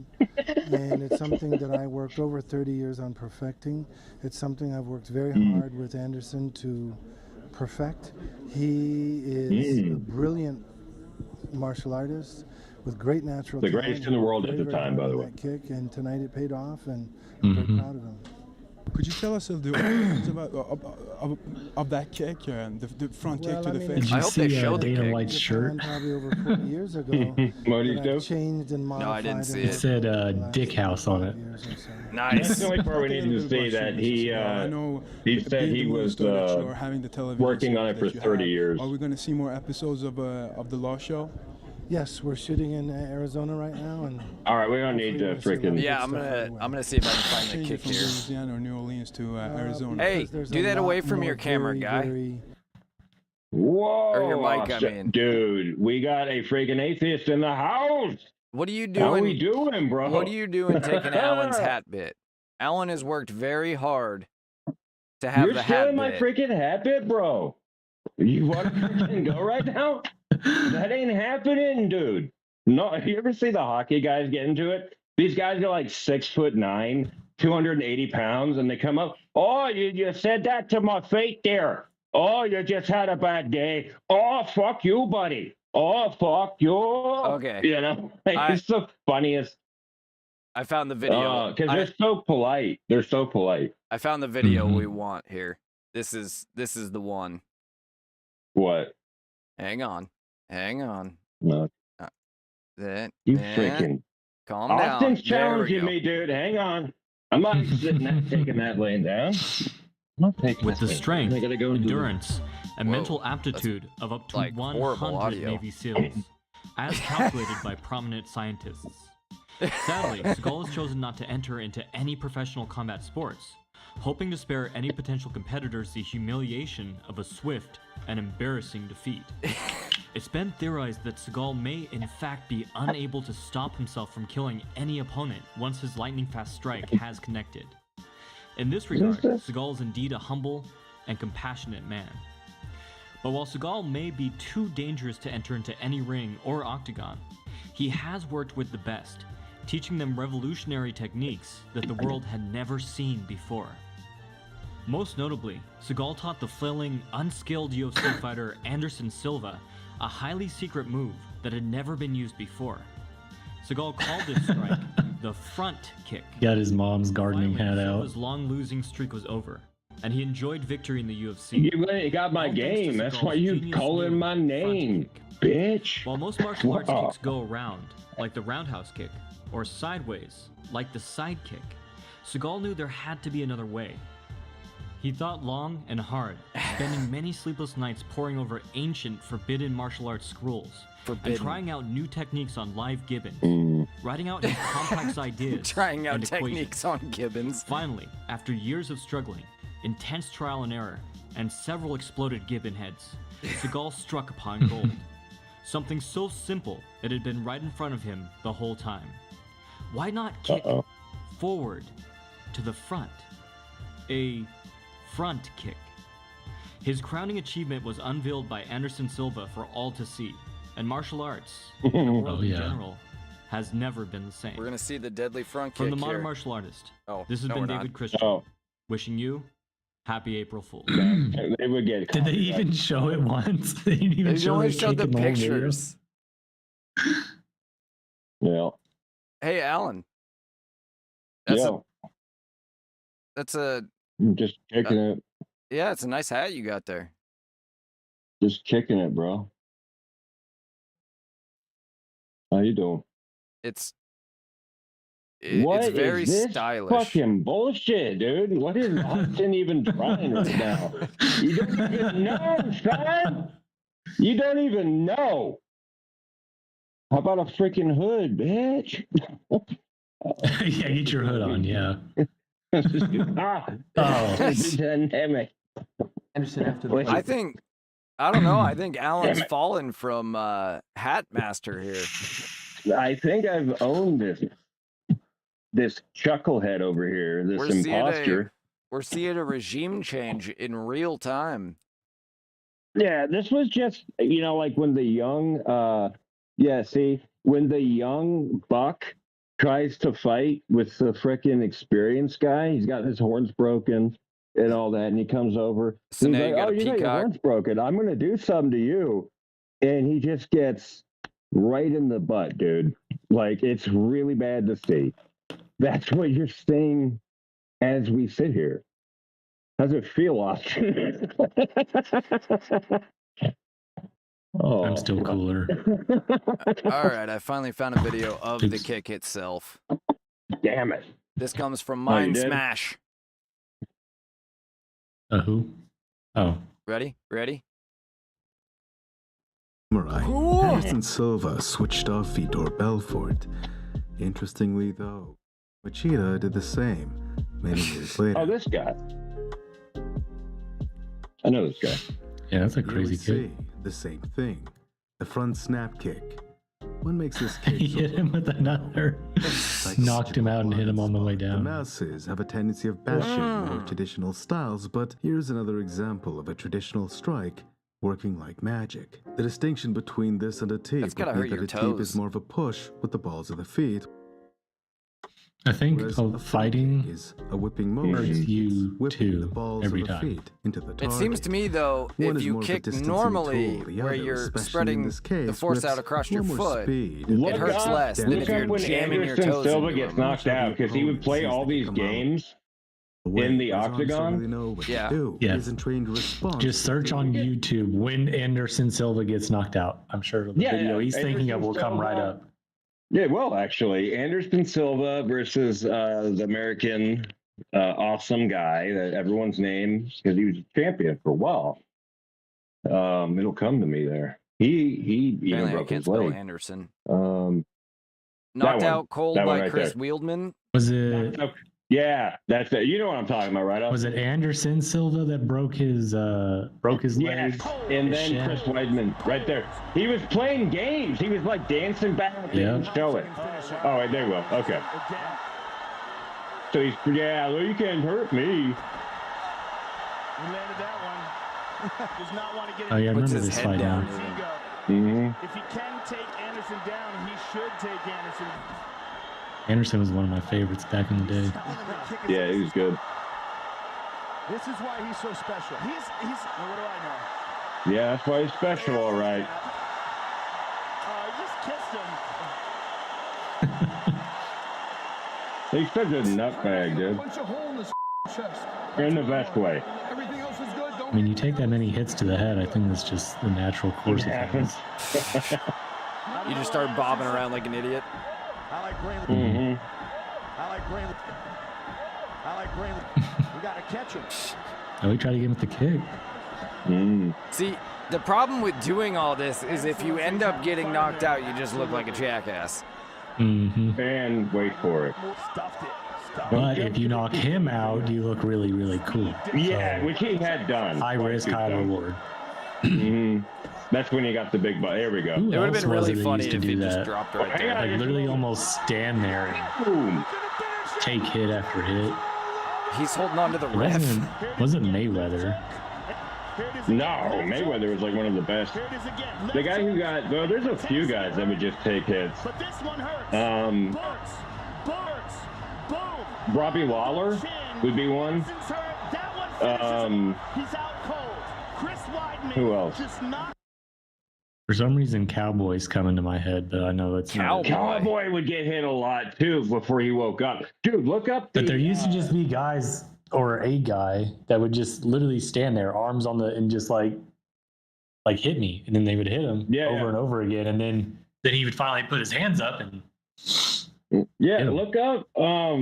If you don't mind, brother, look up. It is Trevor Story versus Cowboy Cerrone. Welcome back to the camel towing podcast. Trevor Story, We pull out when it's Story, tight. Story. Dude, you got to remember this. Nothing came up. No. Trevor Story versus Cowboy. Cowboy Cerrone. How do you Trevor spell Story versus Cerrone? Cowboy. Seroni? Ceorrone, I think. Cerrone. He's an Italian fella, but we don't hold it against him around here. Still just getting baseball stuff. Cerrone. I had to have fucked his name. Oh, up wait, there. wait, It's wait, not wait, Trevor wait. Story. What's this one? Conor McGregor versus Cowboy Cerrone. No, boo. Let's just search Cowboy Cerrone here. It's just like best knockout. Cowboy. Benson Henderson. Yeah, it is Cerrone. Matt Brown. That's what I said. Yeah, you should I listen to know me. it's what you said, but I tune you It's out. not Matt Brown. I'm not a woman. Combo. Donald Cerrone combo. Nate Diaz. He does this insane fucking combo on this one dude. I cannot remember. What is the guy's name? That's all I want to know. Why do you give me so many things? Look at piece of shit. Hang on, I searched Cowboy Cerrone combo. Cerrone versus Benson Henderson. There was another guy in the UFC called Cowboy. This one says insane combo. But he was a smaller guy. Yeah, combo, right? You looked up combo? Yeah, insane combo, Donald Cerrone. Yeah, 4-punch or something. Yeah. This is this is probably awesome. it. Here. This one. Come up. How do you get it to where it just comes up automatic? That's it. I can't remember that guy's name. Oh. Oh. That is definitely a clean combo. That is. I wouldn't have gotten so many concussions in high school. I would be pursuing mixed martial arts. Really Was that not the greatest combo ever? Holy crap.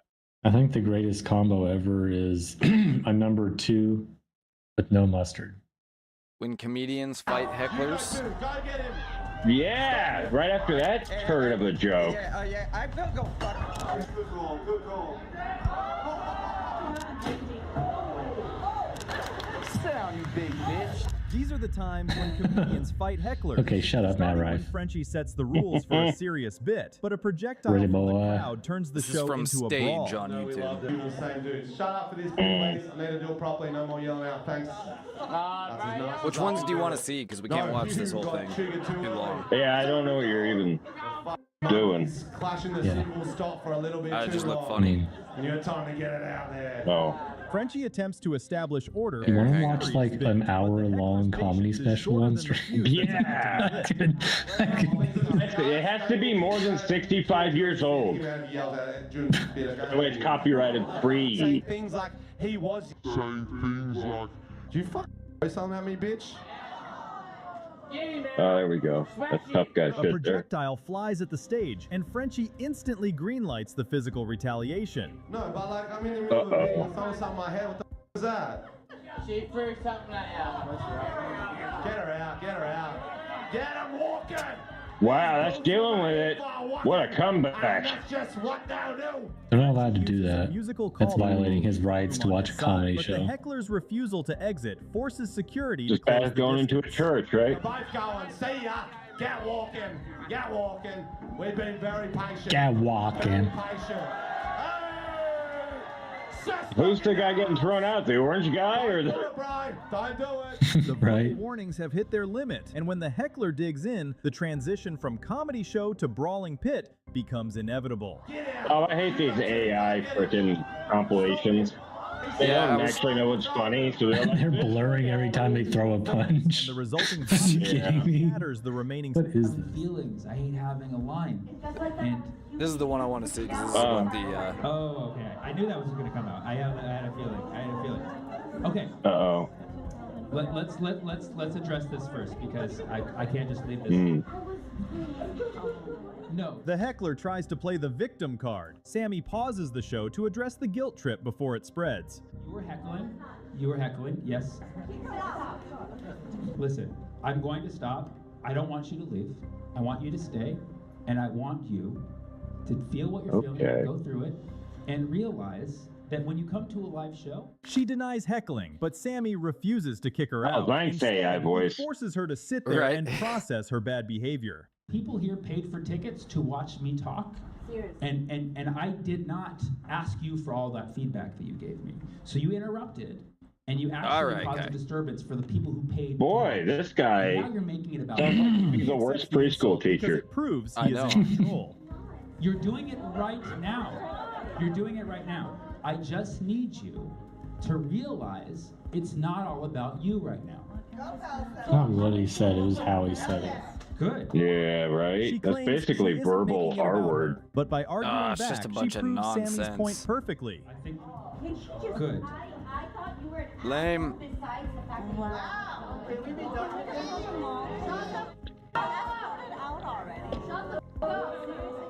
She insults him again, but this time the crowd has had enough and snaps back at her.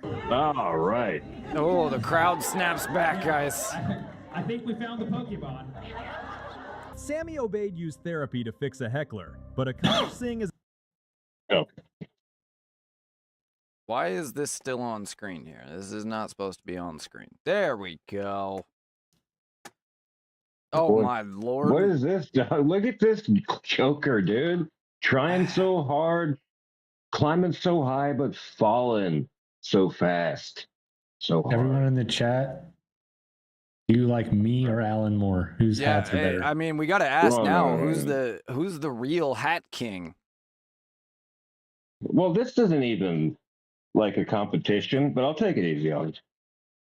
We got stacks, dude. I got freaking big freaking outdoor hat. Like this is for when the sun is beating down 100 when it's in that humidity, and even the shade don't help. This gives you a little comfort.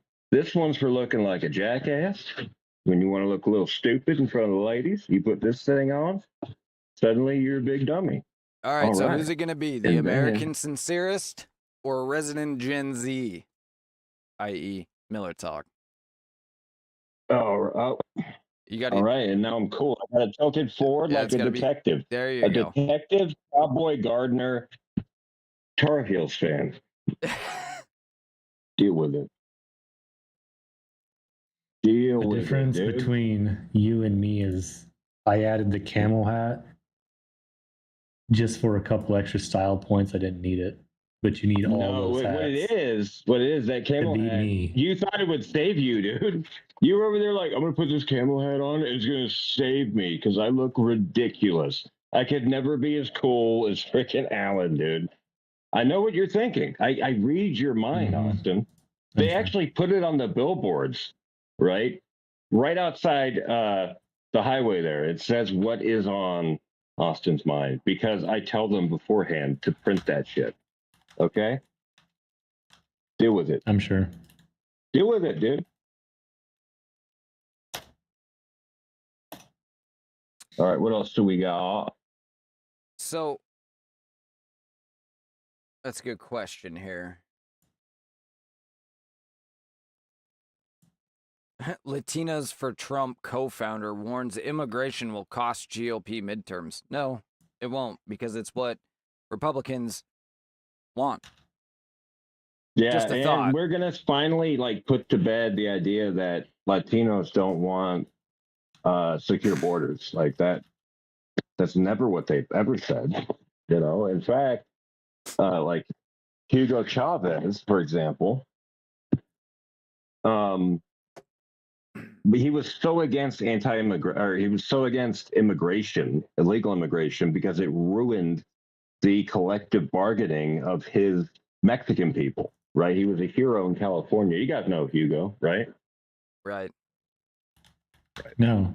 Well, and personally. The thing is, Mexican Americans, and by that I mean Americans with Mexican heritage who believe in this country and who pay taxes in this country, work in this country, who are American citizens, they're hated by Mexicans of Mexican heritage from Mexico, because they are seen as traitors. They are now the bad guys by being Americans. They're hated.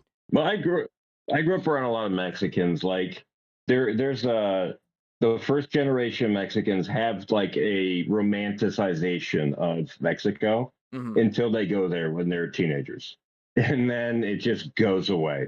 Makes sense. Like they all go to Mexico. They all take a trip back to Mexico. All the ones that I grew up with, and on the way back, they have a new fascination with the United States. Like super patriotic. All of a sudden, like Mexico, where? I've never been Mexican. What are you talking about?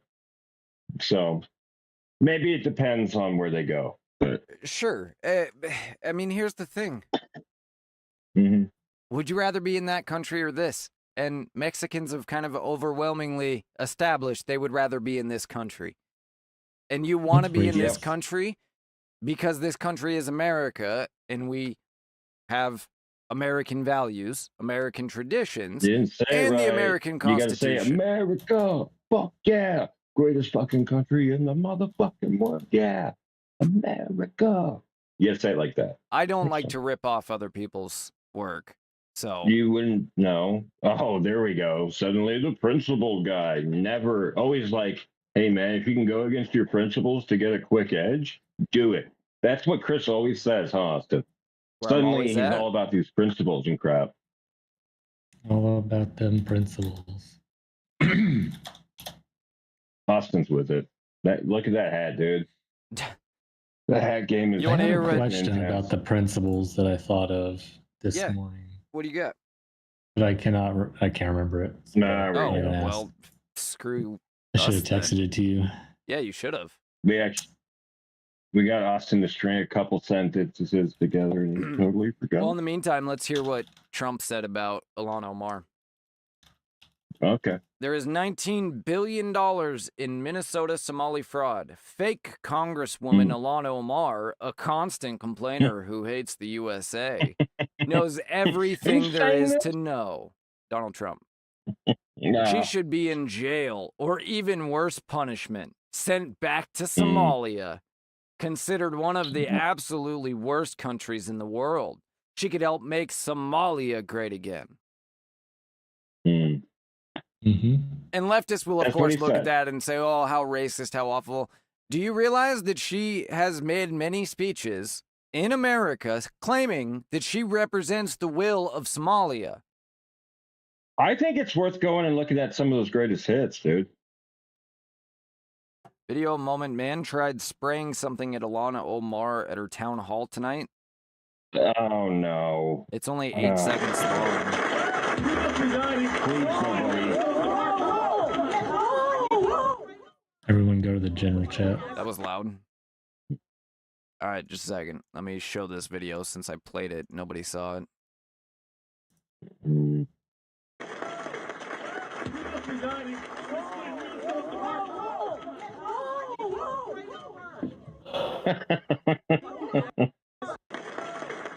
I like that. You just run up there. Oh, okay, I see.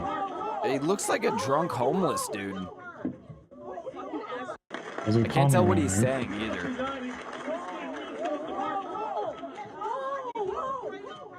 Can you tell what he's saying?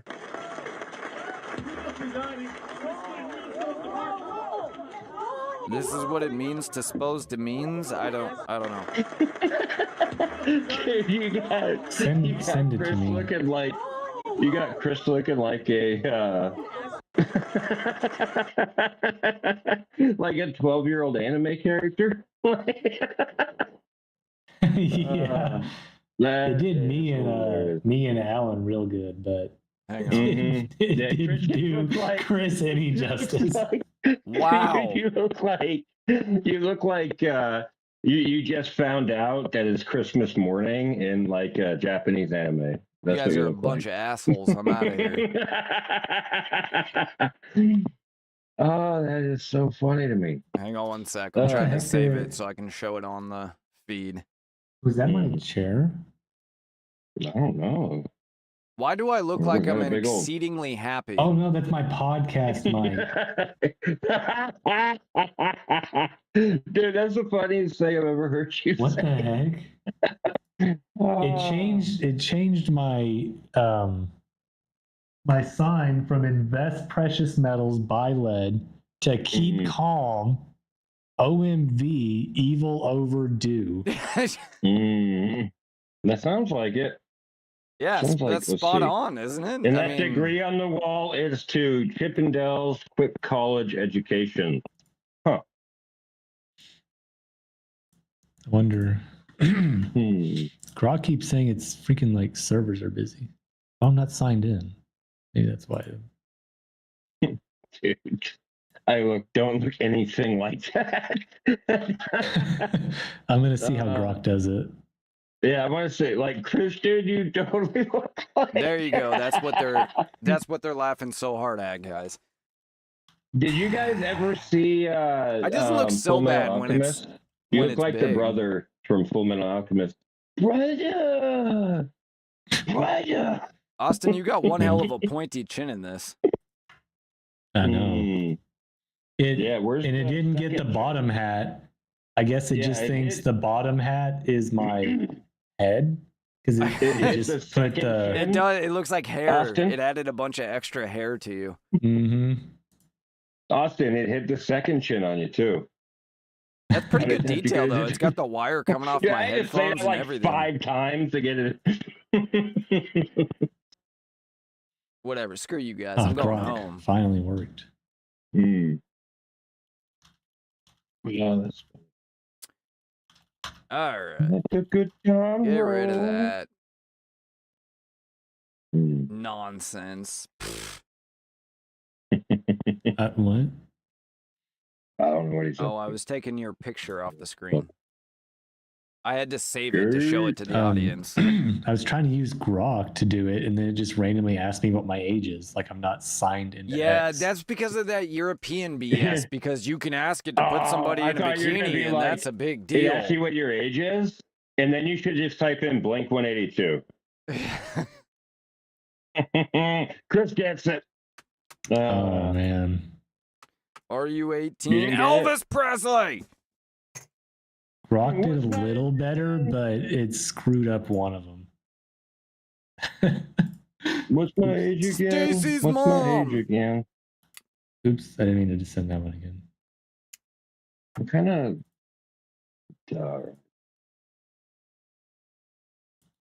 Go for it, bro. You guys are Okay, assholes. Grok.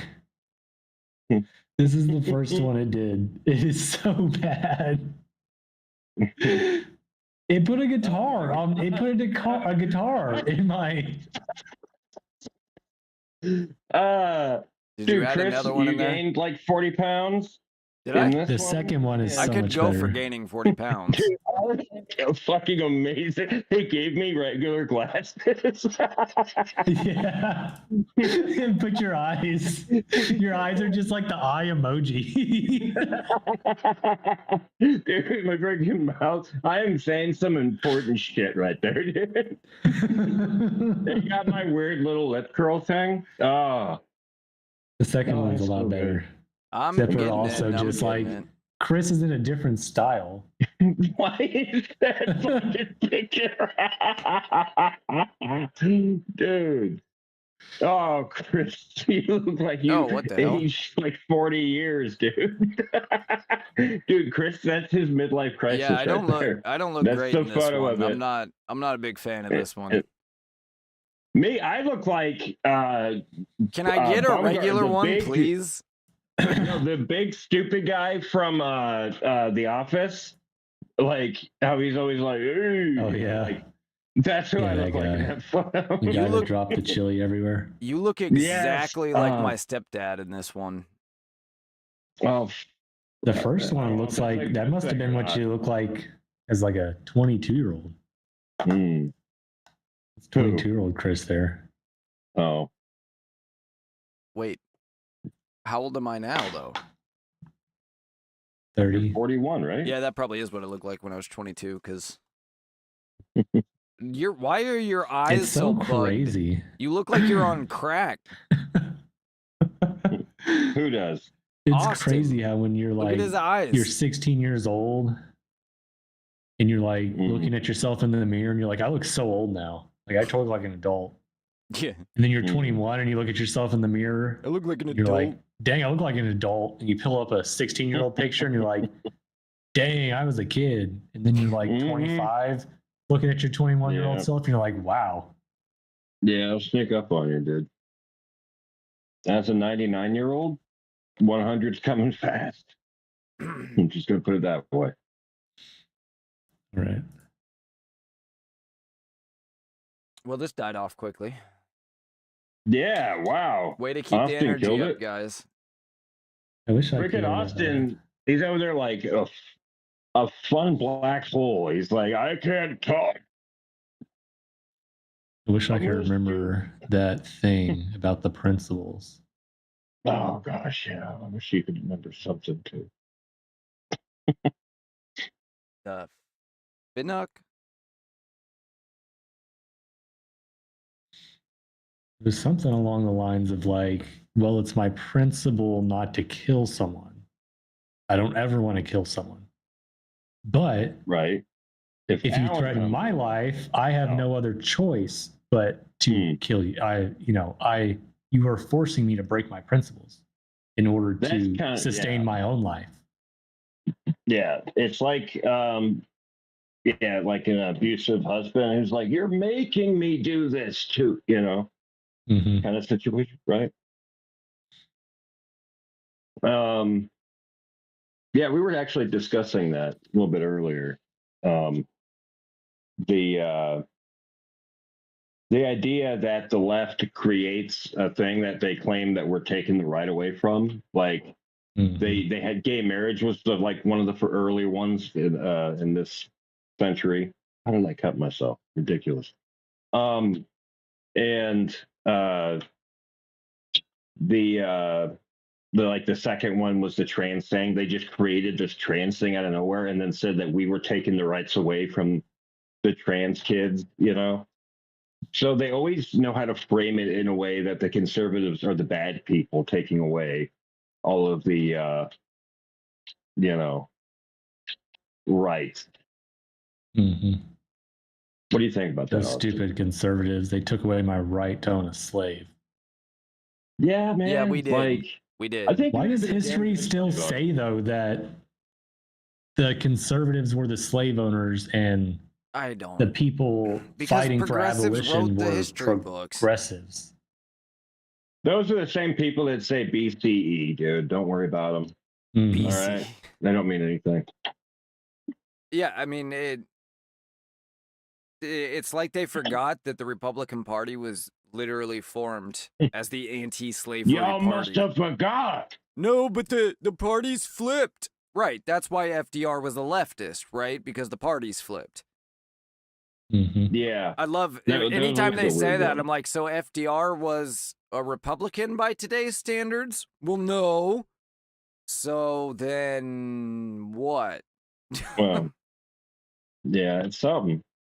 Like, man. Yeah, I think, like one thing we were talking about yesterday was like what destroyed Southern relations after, like, the worst thing that could have happened to Southerners after the Civil War was Abraham Lincoln being assassinated. Because he had his like soft gloves on and he wanted to come in and bridge that relationship with the South. He just wanted to come in and give them a nice massage. Yeah, that's all he wanted, dude. Just a little bit massage, He said no happy endings, like he was very rigid in his principles, Very fair. And he didn't like he was rigid in his principles and he didn't like anyone else being rigid. Okay. So when he got assassinated, the next administration took over, and it was filled with people that had just fought that war. And they went in and exploited the crap out of the South. And that is what actually angered Southerners for so long. That's why you heard, like, we'll rise again. For like 10 years, they just, like the term carpetbagger, and all that is because they just came into the South, took all of the riches and everything. There's journals of like what they would do to the, like, you guys ever watch Fury, the movie about the tank? Yeah. Right. So you remember that scene when he sees the two like women walking alongside the road? He goes, "He'll do anything you want for a candy bar." Right. And it's that was like constant in the South at that time because they, like, the women were starving, and all of their men were killed. So the Northerners just came down and, yeah, it was pretty bad. Interesting. Mm-hmm. Good news. Alon Omar says she's a survivor, and so being sprayed with a foul-smelling liquid is not going to stop her. Boy, I hope that's a hoax. I hope it. No, he apparently sprayed her with a strong-smelling liquid, which totally seems like something somebody on the right would do. A strong smelling. All it says. I mean, it's so not. When did this happen? Did this just happen today? Or Yeah, did this happen it just happened. Oh, okay. Mm. So we don't have any details about. Yeah, I don't either. His boyfriend that lives in the same apartment with him. The roommate boyfriend. Turns out it was her brother. Husband, sorry. Brother? Oh, it was her husband that was hit? Oh. Brother. No, Brother that husband? did it. Wait a minute, it was her own family member? Yeah, so he was mad that she wants a divorce, and so her No brother freaking way, dude. squirted her with some sort of foul-smelling liquid, I guess, while she was on stage. Are you making crap up right now, or is this real? What did I just have this long conversation about credibility, Alan? Would I make it up? Yeah, you would, though, but because you think you're funny, and Austin supports you. I don't know.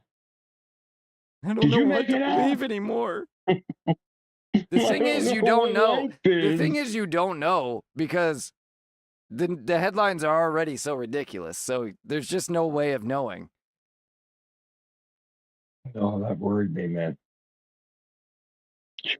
Ridiculous? I was hoping it was a hoax. So, oh, man. I didn't know if she was actually married to her brother. That's a real thing. Yeah, that's a real thing, man. I thought, they got married for migration reasons to, skirt the legal system, and then they immediately divorced, but they're actually having kids.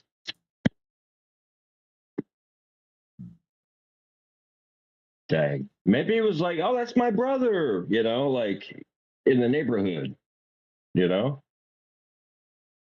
guys don't think so, huh? No, I don't. In fact, Do you hope so? firmly oppose whatever it is you just said. What? Oh, now we're all anti-inbreeding. Okay, I'll have to play devil's advocate. I know it's a here. revolutionary stance, but I am in fact anti-inbreeding.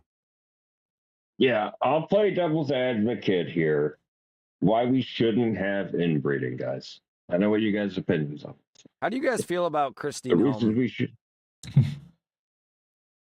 I found a longer video Great conversation.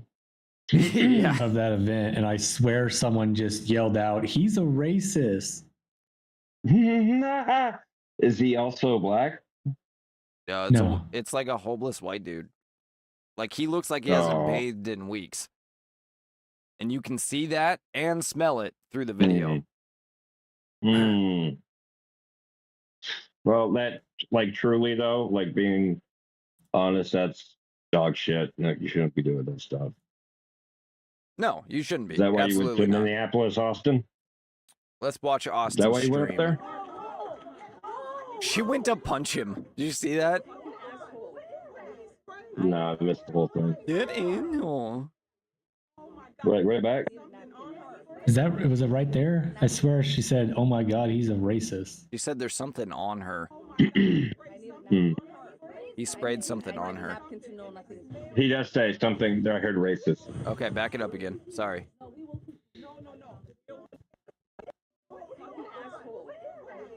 I don't know. Oh my God, he sprayed something on her.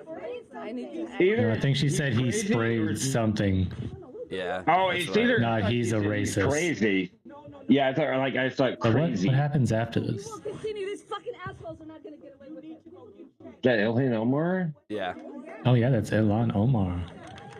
Saying this. She's a strong, She said this brave effing woman. assholes are not going to get away with this. I don't even need though it's no one guy. man. Yeah, Right, that's what she said. right. Hey, man. That happens. Sometimes they're just super strong.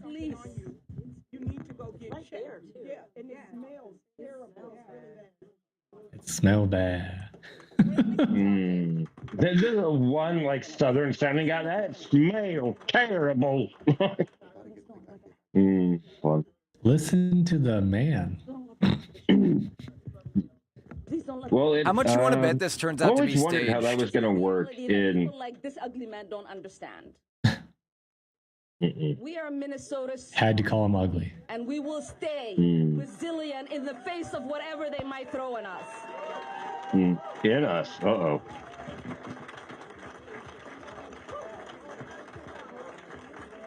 Yeah, but I thought you represented Somali's interests. everybody settle Why down. is that dude's face right up that woman's ass? Or that dude's ass? Even worse. For me to Do continue you see that? to lead Well, look my up. Democratic Yeah, Party but look up her speeches when she says that, because resignation. All right, explicit. I'll look it up. I don't think people realize. I'll look it up. Ilhan Omar saying she represents Somalia. Everyone on X is saying it's staged. Yeah, I mean, Yeah, look, I'm not going to say it's wrong. Whether that's a conservative or not, it's wrong. But it does kind of look like a homeless person, which implies maybe someone paid someone. Anyway. But the left has a long history of hoaxes. It just is. Let's see. Yeah. 24 video speech went viral in which she appeared to say Somalians first, Muslims second. Videos. In link between alleged Somali fraud and terrorism is a failure. Omar speech. Why is Omar failing on calls? Come on. So did you hear recently that you know how she's become a millionaire after coming to America with literally nothing? Yeah, ever since she joined Congress. It turns out that the company that she's been investing in that has made her all that money, the phone number doesn't go anywhere. There's no physical address. No. Can't actually buy anything from the website online. Really? No kidding. Are you saying that it appears to be fraudulent? Oh, I got some responses from this the post on the New York Post Twitter post of it. Let's see. Real Donald Trump, this is on you and your hateful rhetoric about Rep. Omar. You intentionally made her a target for your retribution. Let's see if you are man enough to stand up and do the right thing, but not holding my breath. Okay. Omar getting sprayed is the byproduct of a perimeter that is completely failed. Whether it's water or something else, the safety chart is in the red. If you can't secure the room, you can't lead the mission. Thank you, Botman. All right. Omar probably staged it. That's what John Jones says. And he's a 1586. Look out. They John have scrubbed this from the Shenanigan. internet. I like this John Shenanigan guy. I think he's probably got some.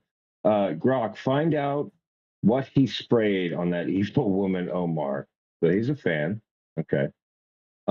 This is news. Lily von Stopp says the theater of the absurd, and then she has a printout of some text. The congresswoman ran after the man and appeared to be readying to punch him before he was tackled and removed from the North Minneapolis venue. Publicity stunt, maybe one of her winery employees, says 45 trumps all. Kelly has some thoughts here. Am I the only one that thinks this looks staged? He sprayed a substance and she's not concerned. I would think she's getting death threats. That is a big deal. Interesting. The fact that she She was really not tried to be concerned like at all Trump. that it was something deadly Yeah, is... that was her ear moment, right? When everyone walked around with the patches on the ear and that ridiculous. So like they have that, but she's holding like what would she be holding? Like a handkerchief? All the freaking the CNN, MSNBC, and all the Democrat congressmen are going to come into work tomorrow with a wet stain on their shirt. Dude, they all come in and just dump pee on themselves in unity too. Yeah. We got the 90,000 gallons of homeless man's pee. Bring it in. We're sitting down. All right, I have the The reason why I couldn't be a politician or a staffer or anything is because I wouldn't take my job seriously enough. I would come into work tomorrow with a fucking wet stain on my shirt. But it have to be stinky too. That's the key to the whole thing. You know, it's got to smell really bad, apparently. So, All right, if I was the HHS secretary right now, I would come out. I would make a live press conference and come out and tell everyone that you should not eat your own poop and see how long That's it a takes bad for thing to liberals do. to start eating their own poop. All right, Chris, you've been waiting patiently. Let's go. Okay. Sorry about that. This is Ilhan Omar's Somalia first speech, apparently. It took me a long time to find. annaga haddii aan nahay dad Soomaali ah We waxaan nahay dad love isjecel each other. waa laga yaabaa meelaha qaarkood inaan isku There are xirxirno areas of friction, laakiin and that haddii has runta ay led us imaato to waxaan problems. nahay But dad in isku reality, tashto we are an organized society, dad walaalo brothers and ah sisters. dad dhiig lah You could mute it, dude. isku og You could mute it, and we'll just read it. inay Soomaali yihiin inay Muslim Who knows that they are Somalians first? Muslims second, who protect one another, come to each other's aid and to the aid of other Muslims too. A couple of days ago, we heard some people who call themselves Somalis, Somaliland, or claim to be Somalis, have acquired an MOU with Ethiopia. I do not even know what an MOU. Well, we can just read it. We can just read it. Can you mute it? Yeah, you can mute it, bro. My grasp of the Somali language is atrocious. Loud. It's so loud that, like, I literally turned it down in to my almost ear as I'm nothing. trying to read it. Yeah, like put it on like 7.75 speed if you can. How about I Whatever. just read it? How about that? All right. Muslims, second, who protect one another, come to each other's aid and to the aid of other Muslims too. BS. Liar, Chris. A Tell couple some of days truth. ago, we heard some people who call themselves Somalis or claim to be Somalis have signed an MOU with Ethiopia on access to the sea. I don't think I even know what an MOU is. My grasp of the Somali language is terrible. Oh yeah, an agreement. I'm sorry. My grasp of the Somali language is atrocious. What a shame. Self-ridiculing. Again, something many Somalis have personally called me, encouraged to speak to the U.S. government. Just thwart the MOU. And help Somalia. They wanted to know what the U.S. government... What the fuck? No, what? Hey. He said one word. I know she didn't say it that fast. She said one word. They have Okay, one but this word that one means flashed for half a sentence. second. And help Somalia. They wanted to know what the U.S. government could do for Somalia to ensure the MOU never turns into a full bilateral agreement. My answer to Somalians was that the U.S. government will only do what Somalians in the U.S. tell them to do. And then this one stays forever, of course. Mm-hmm. Yeah. They will do what we want and nothing else. They must follow our orders, and that is how we will safeguard the interest of Somalia. We Somalians must have the confidence in ourselves that we call for the shots in the U.S. We live in the U.S., pay taxes in the U.S., and have a real voice. I don't hear anything about Minnesotans here. The U.S. is a country where one of your daughters, myself, is in Congress to represent your interests, meaning Somalians. What you've only, talked about Somalia. For as long as I am in the U.S. Congress, Somalia will never be in danger. Its waters will not be stolen by Ethiopia or others. How'd they get into Minnesota? Right.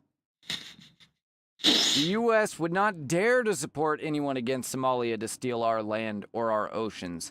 Sleep in comfort, knowing I am here to protect the interests of Somalia from inside the U.S. system. This isn't more than enough to not just impeach her, but put her in jail. Yeah. I told you, man, like people don't realize she's explicit about this. And then they go, well, you don't know Somalian, so you can't confirm that. And then like see if in the comments here, like there's Somalians who are like, that's absolutely what she said. I'll look here in just a second. The woman myself you sent to Congress is working day and night to protect your interests. God, she just keeps repeating herself.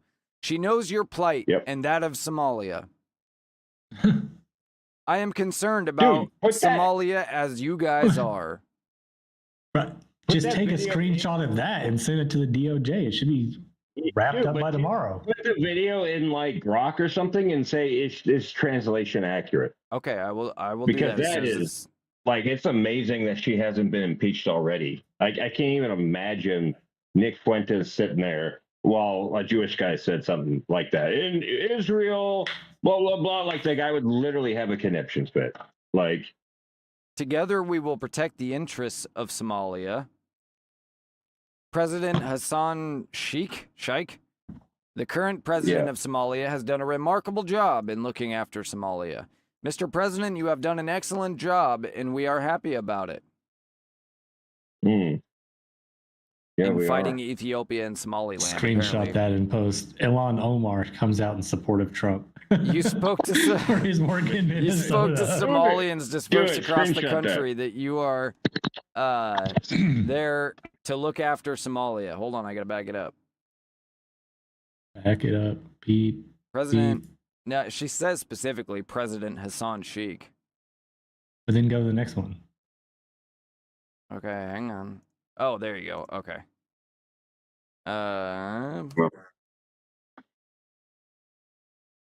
This is gonna pause the live stream, FYI, guys. Just a second, and it'll go away. All right. I got a screenshot for later. Good. Let me make sure that the stream didn't get messed up from that. Okay. That would be a nice tweet to put under one of her comments. However weak Somalia is or is a failed state, we Somalians are resilient people who can fight against all odds. People who love their country. Somalia, not the U.S. We are people who will never allow someone else to steal our land. Therefore, I congratulate Somali Americans and other Somalis across the globe.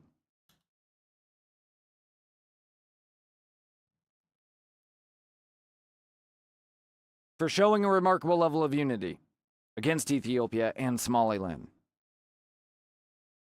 The way you rallied behind our president because he needs us today, Somalia is for Somalis only.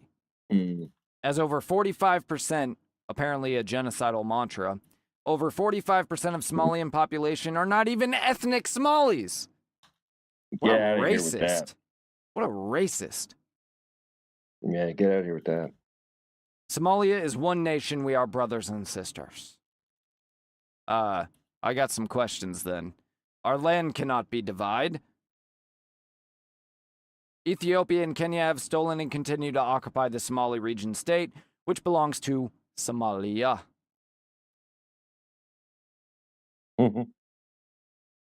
We will liberate the occupied territory stolen from, i.e. Somalia, Djibouti, is that how it's pronounced? Somaliland and northeastern province in Kenya that belong Yeah, it's just Djibouti. to greater what remains of Somalia cannot further be divided. Thank you for inviting me. I feel honored, yada yada. Let's see what Grok says. Yeah, let's see if this is accurate.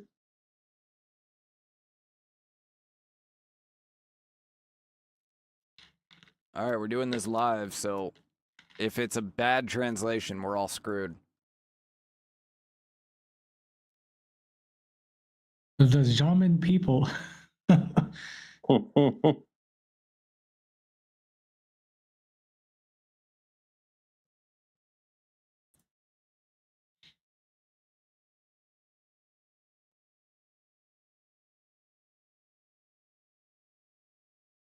Damn it. Wow, I typed everything wrong, apparently. Yeah.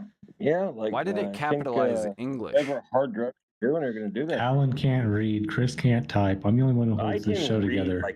Dude, when I was in 7th grade, they said I read at an 8th grade level. No joke. And now waiting. He's still reading at an 8th grade level. No, I never took The another Facebook test, video didn't need appears to be a clip. I'm always going to be. So there's no way to prove that you don't still read at an 8th grade level. There is so many ways. Watch this. Temporary protective status is legal and meant to be temporary. Genius. That was a comment the guy just sent to me. Apparently, this is not even the correct clip for those subtitles, according to Grok, but you can't trust Grok with videos either, so... Can you ask it, like, what the accurate subtitles would be? He says, Say, here hey, is give an me the English... accurate.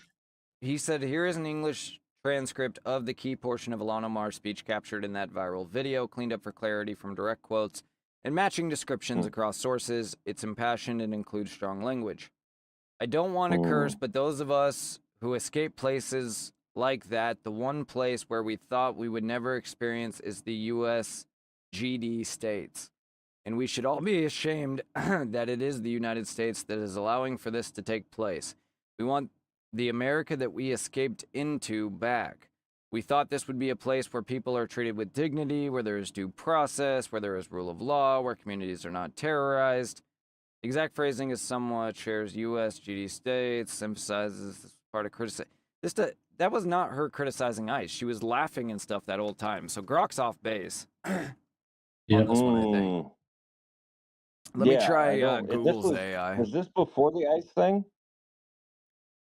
Well, that alleges that's the clip from before the ICE thing, but I don't know here. Hang on. Let me... Investigators. Investigators. Let me go to AI mode.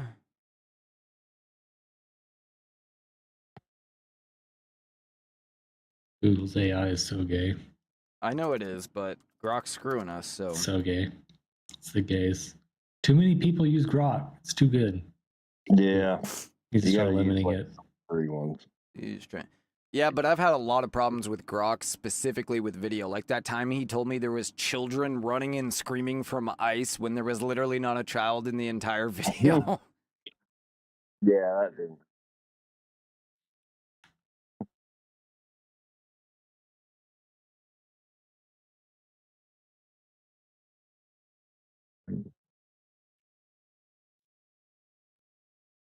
Suppose that was redundant, but whatever. AI will get it. Cool. Please translate this into an English transcript. According to media reports, the link video features Representative Ilhan Omar giving a speech in Somalia. She was not in Somalia. The event in Minneapolis celebrated the election of the president. AI thinks that she was in Somalia. You can find more information about this. I think that's where she belongs. That's what he's... Wow, dude. I didn't know Grok was so far right. So this says fact check what she actually said in this speech. Let me see if the video's here to confirm it's the same one. Nope, of course not, because that would be too easy. Hold on, there's links here. Of course, they didn't just put a transcript of the whole speech either, though. No sitting member of Congress should be able to blatantly spew anti-American rhetoric and get away with it. I'm demanding an ethics investigation into Ilhan Omar. Daily Mail. Top Republican, Emmer, Ethics Committee, yada yada. I do not even know what an MOU is in Somali, an agreement. We're an organized society, brothers. Yes, so this is the correct speech. What was she talking about, an MOU? So it's a... Or is that just... It was an agreement between the U.S. government and Somalia regarding Ethiopia or something. I don't know. It's just an agreement, a mutual... It's probably like a mutual aid agreement or something. I don't know. Look up MOU. I'm not the looker-upper. Well, I'm busy looking up something else for Allen. I'm looking up something else, too. Minnesota U.S. Representative Ilhan Omar is facing scrutiny and criticism from Republicans based on a flawed translation of a speech she made at a gathering to commemorate recent elections in Somalia. Republicans, led by U.S. Representative Tom Emmer, also from Minnesota, have criticized an alleged translation of a speech to a room full of Somali supporters in Minneapolis last week, with Emmer calling it, quote, anti-American. Omar said the translation accompanying the video of the speech that went viral on the social media site formerly called Twitter was slanted and completely off. Oh, so we're taking her word for it? This is what they do, by the right? way, an MOU, just real quick, an MOU, in the context of Somalia, is a memorandum of understanding and is a formal non-binding agreement between the federal government of Somalia and other parties, countries, international organizations, or entities that outlines intentions for cooperation, security partnerships, or development For all shit. Dude, I read the crap out of that, man. Like, I don't even want to hear it from you anymore, Austin. The speech was held at an event at the Hyatt Hotel in downtown Minneapolis on January 27th to celebrate the recent election in the region of Somalia known as Puntland. That's a real name, Puntland. Puntland. Omar's comments turned to a recent port deal between landlocked Ethiopia and the breakaway Republic of Somaliland that's left the entire Horn of Africa on edge. Ooh. In the wake of the port deal between the northern region of Somalia and Ethiopia, Omar said in a speech that she's fielded calls from concerned people who want the U.S. government to intervene in hopes of nullifying a 50-year agreement. Did she not recently talk about the United States poking around in countries that are none of their business that created all the Well, of course problems? she did. Did you not hear that? Like, I thought that was her.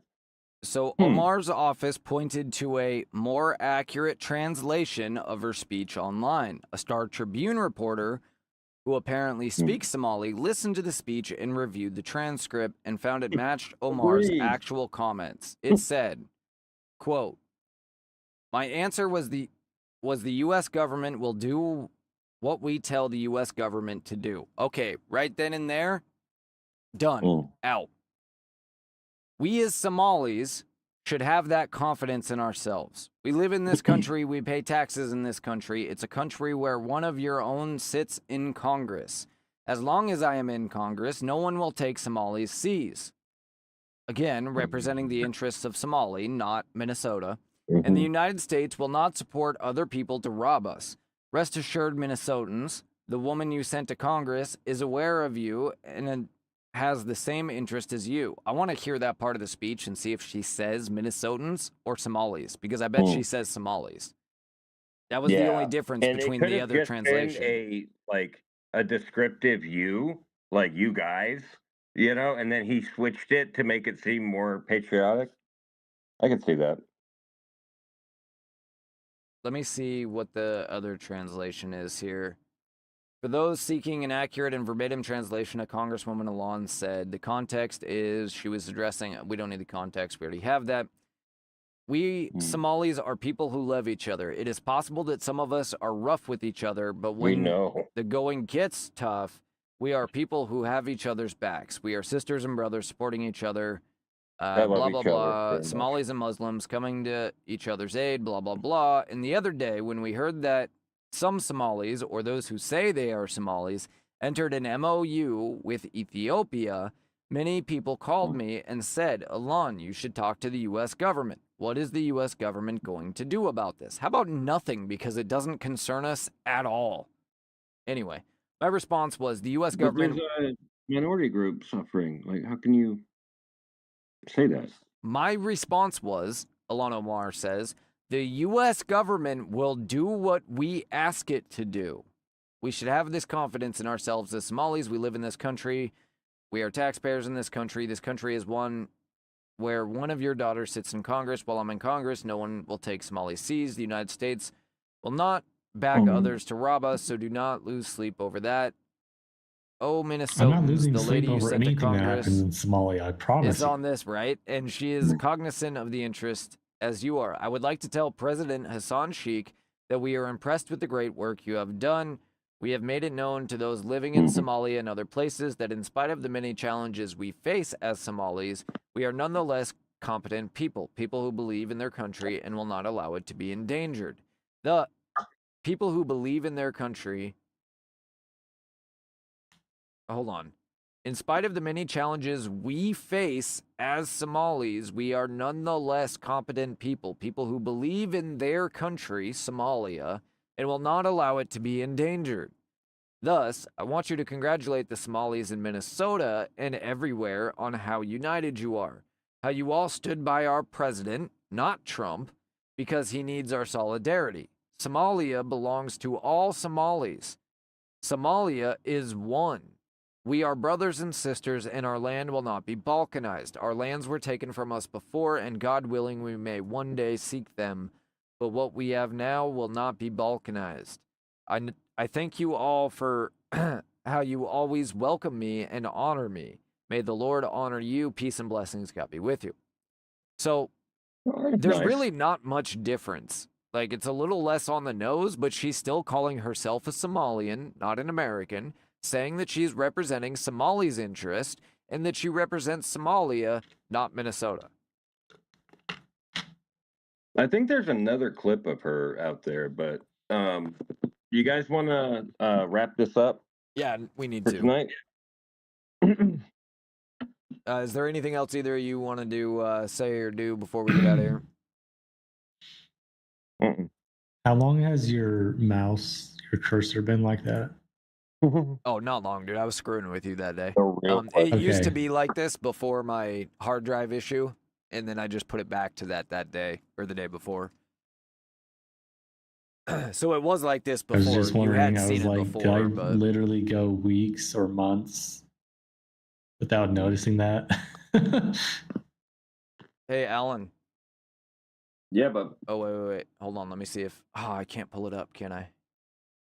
No, I can't. Austin, are you frozen?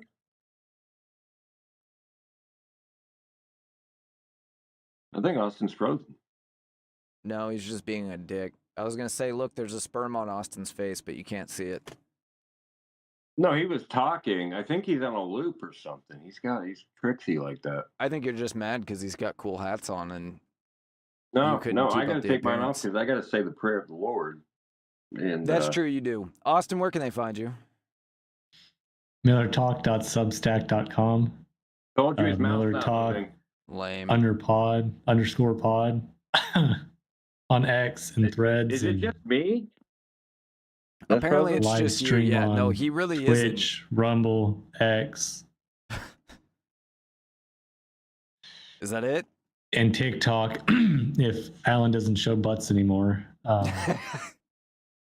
And Dude, I thought Austin was playing. We got some- hit you on were YouTube both for it, too. Frozen, but I'm so used to Chris being like this. No, I wasn't. And so I did not. Like Austin was just like this, I wasn't There you go. lying. He wasn't frozen. and I was like, All right, then Alan. one last You thing. sure I did? Oh, Austin was. go ahead, Austin. Deport all the illegals Oh, Jesus by Christ. any means necessary. Get your racist nonsense out of here. Alan, where can they We find don't need you? that. Somalis first. Oh, to the guy I talked to on X today. Yeah, if you happen to listen to this and you still want to come on, be happy to have you. All right, and you can find me at First Allen 2 on X, the American Sincerest. There it is. And to anybody listening, you are welcome to come on the show and share your opinions, ask questions, whatever you'd like to do. The Discord link is in the description, and you can join this very conversation that you see here. But next time, because we are getting off the air right now, you can find this show, x.com/JBU_show. We're on Rumble, YouTube, X, and Twitch live. And you can also find the audio podcast, which is updated after the fact, on Apple Podcasts, Spotify, all that good stuff. And on all of those live platforms, it's just JBU Show. Just search JBU Show, you'll find it. All right. With that, Alan's going to take us out with a prayer. All right. I'll just do an Our Father today, I think. All right. Our Father, who art in heaven, hallowed be thy name.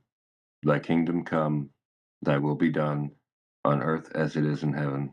Give us this day our daily bread, and forgive us our trespasses, as we forgive those who trespass against us. Lead us not into temptation, but deliver us from evil. For thine is the kingdom, the power, and the glory, forever and ever. Amen. Amen.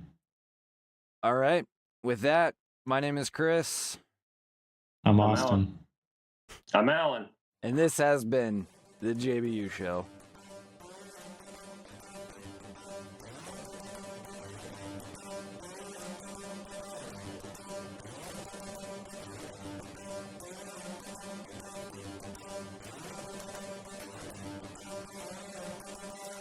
Bye, bye, bye, bye, bye, bye, bye. Wait, can I be a little bit louder? Yeah. This is only between us. This is just between us. This is between us. Perfect. Perfect.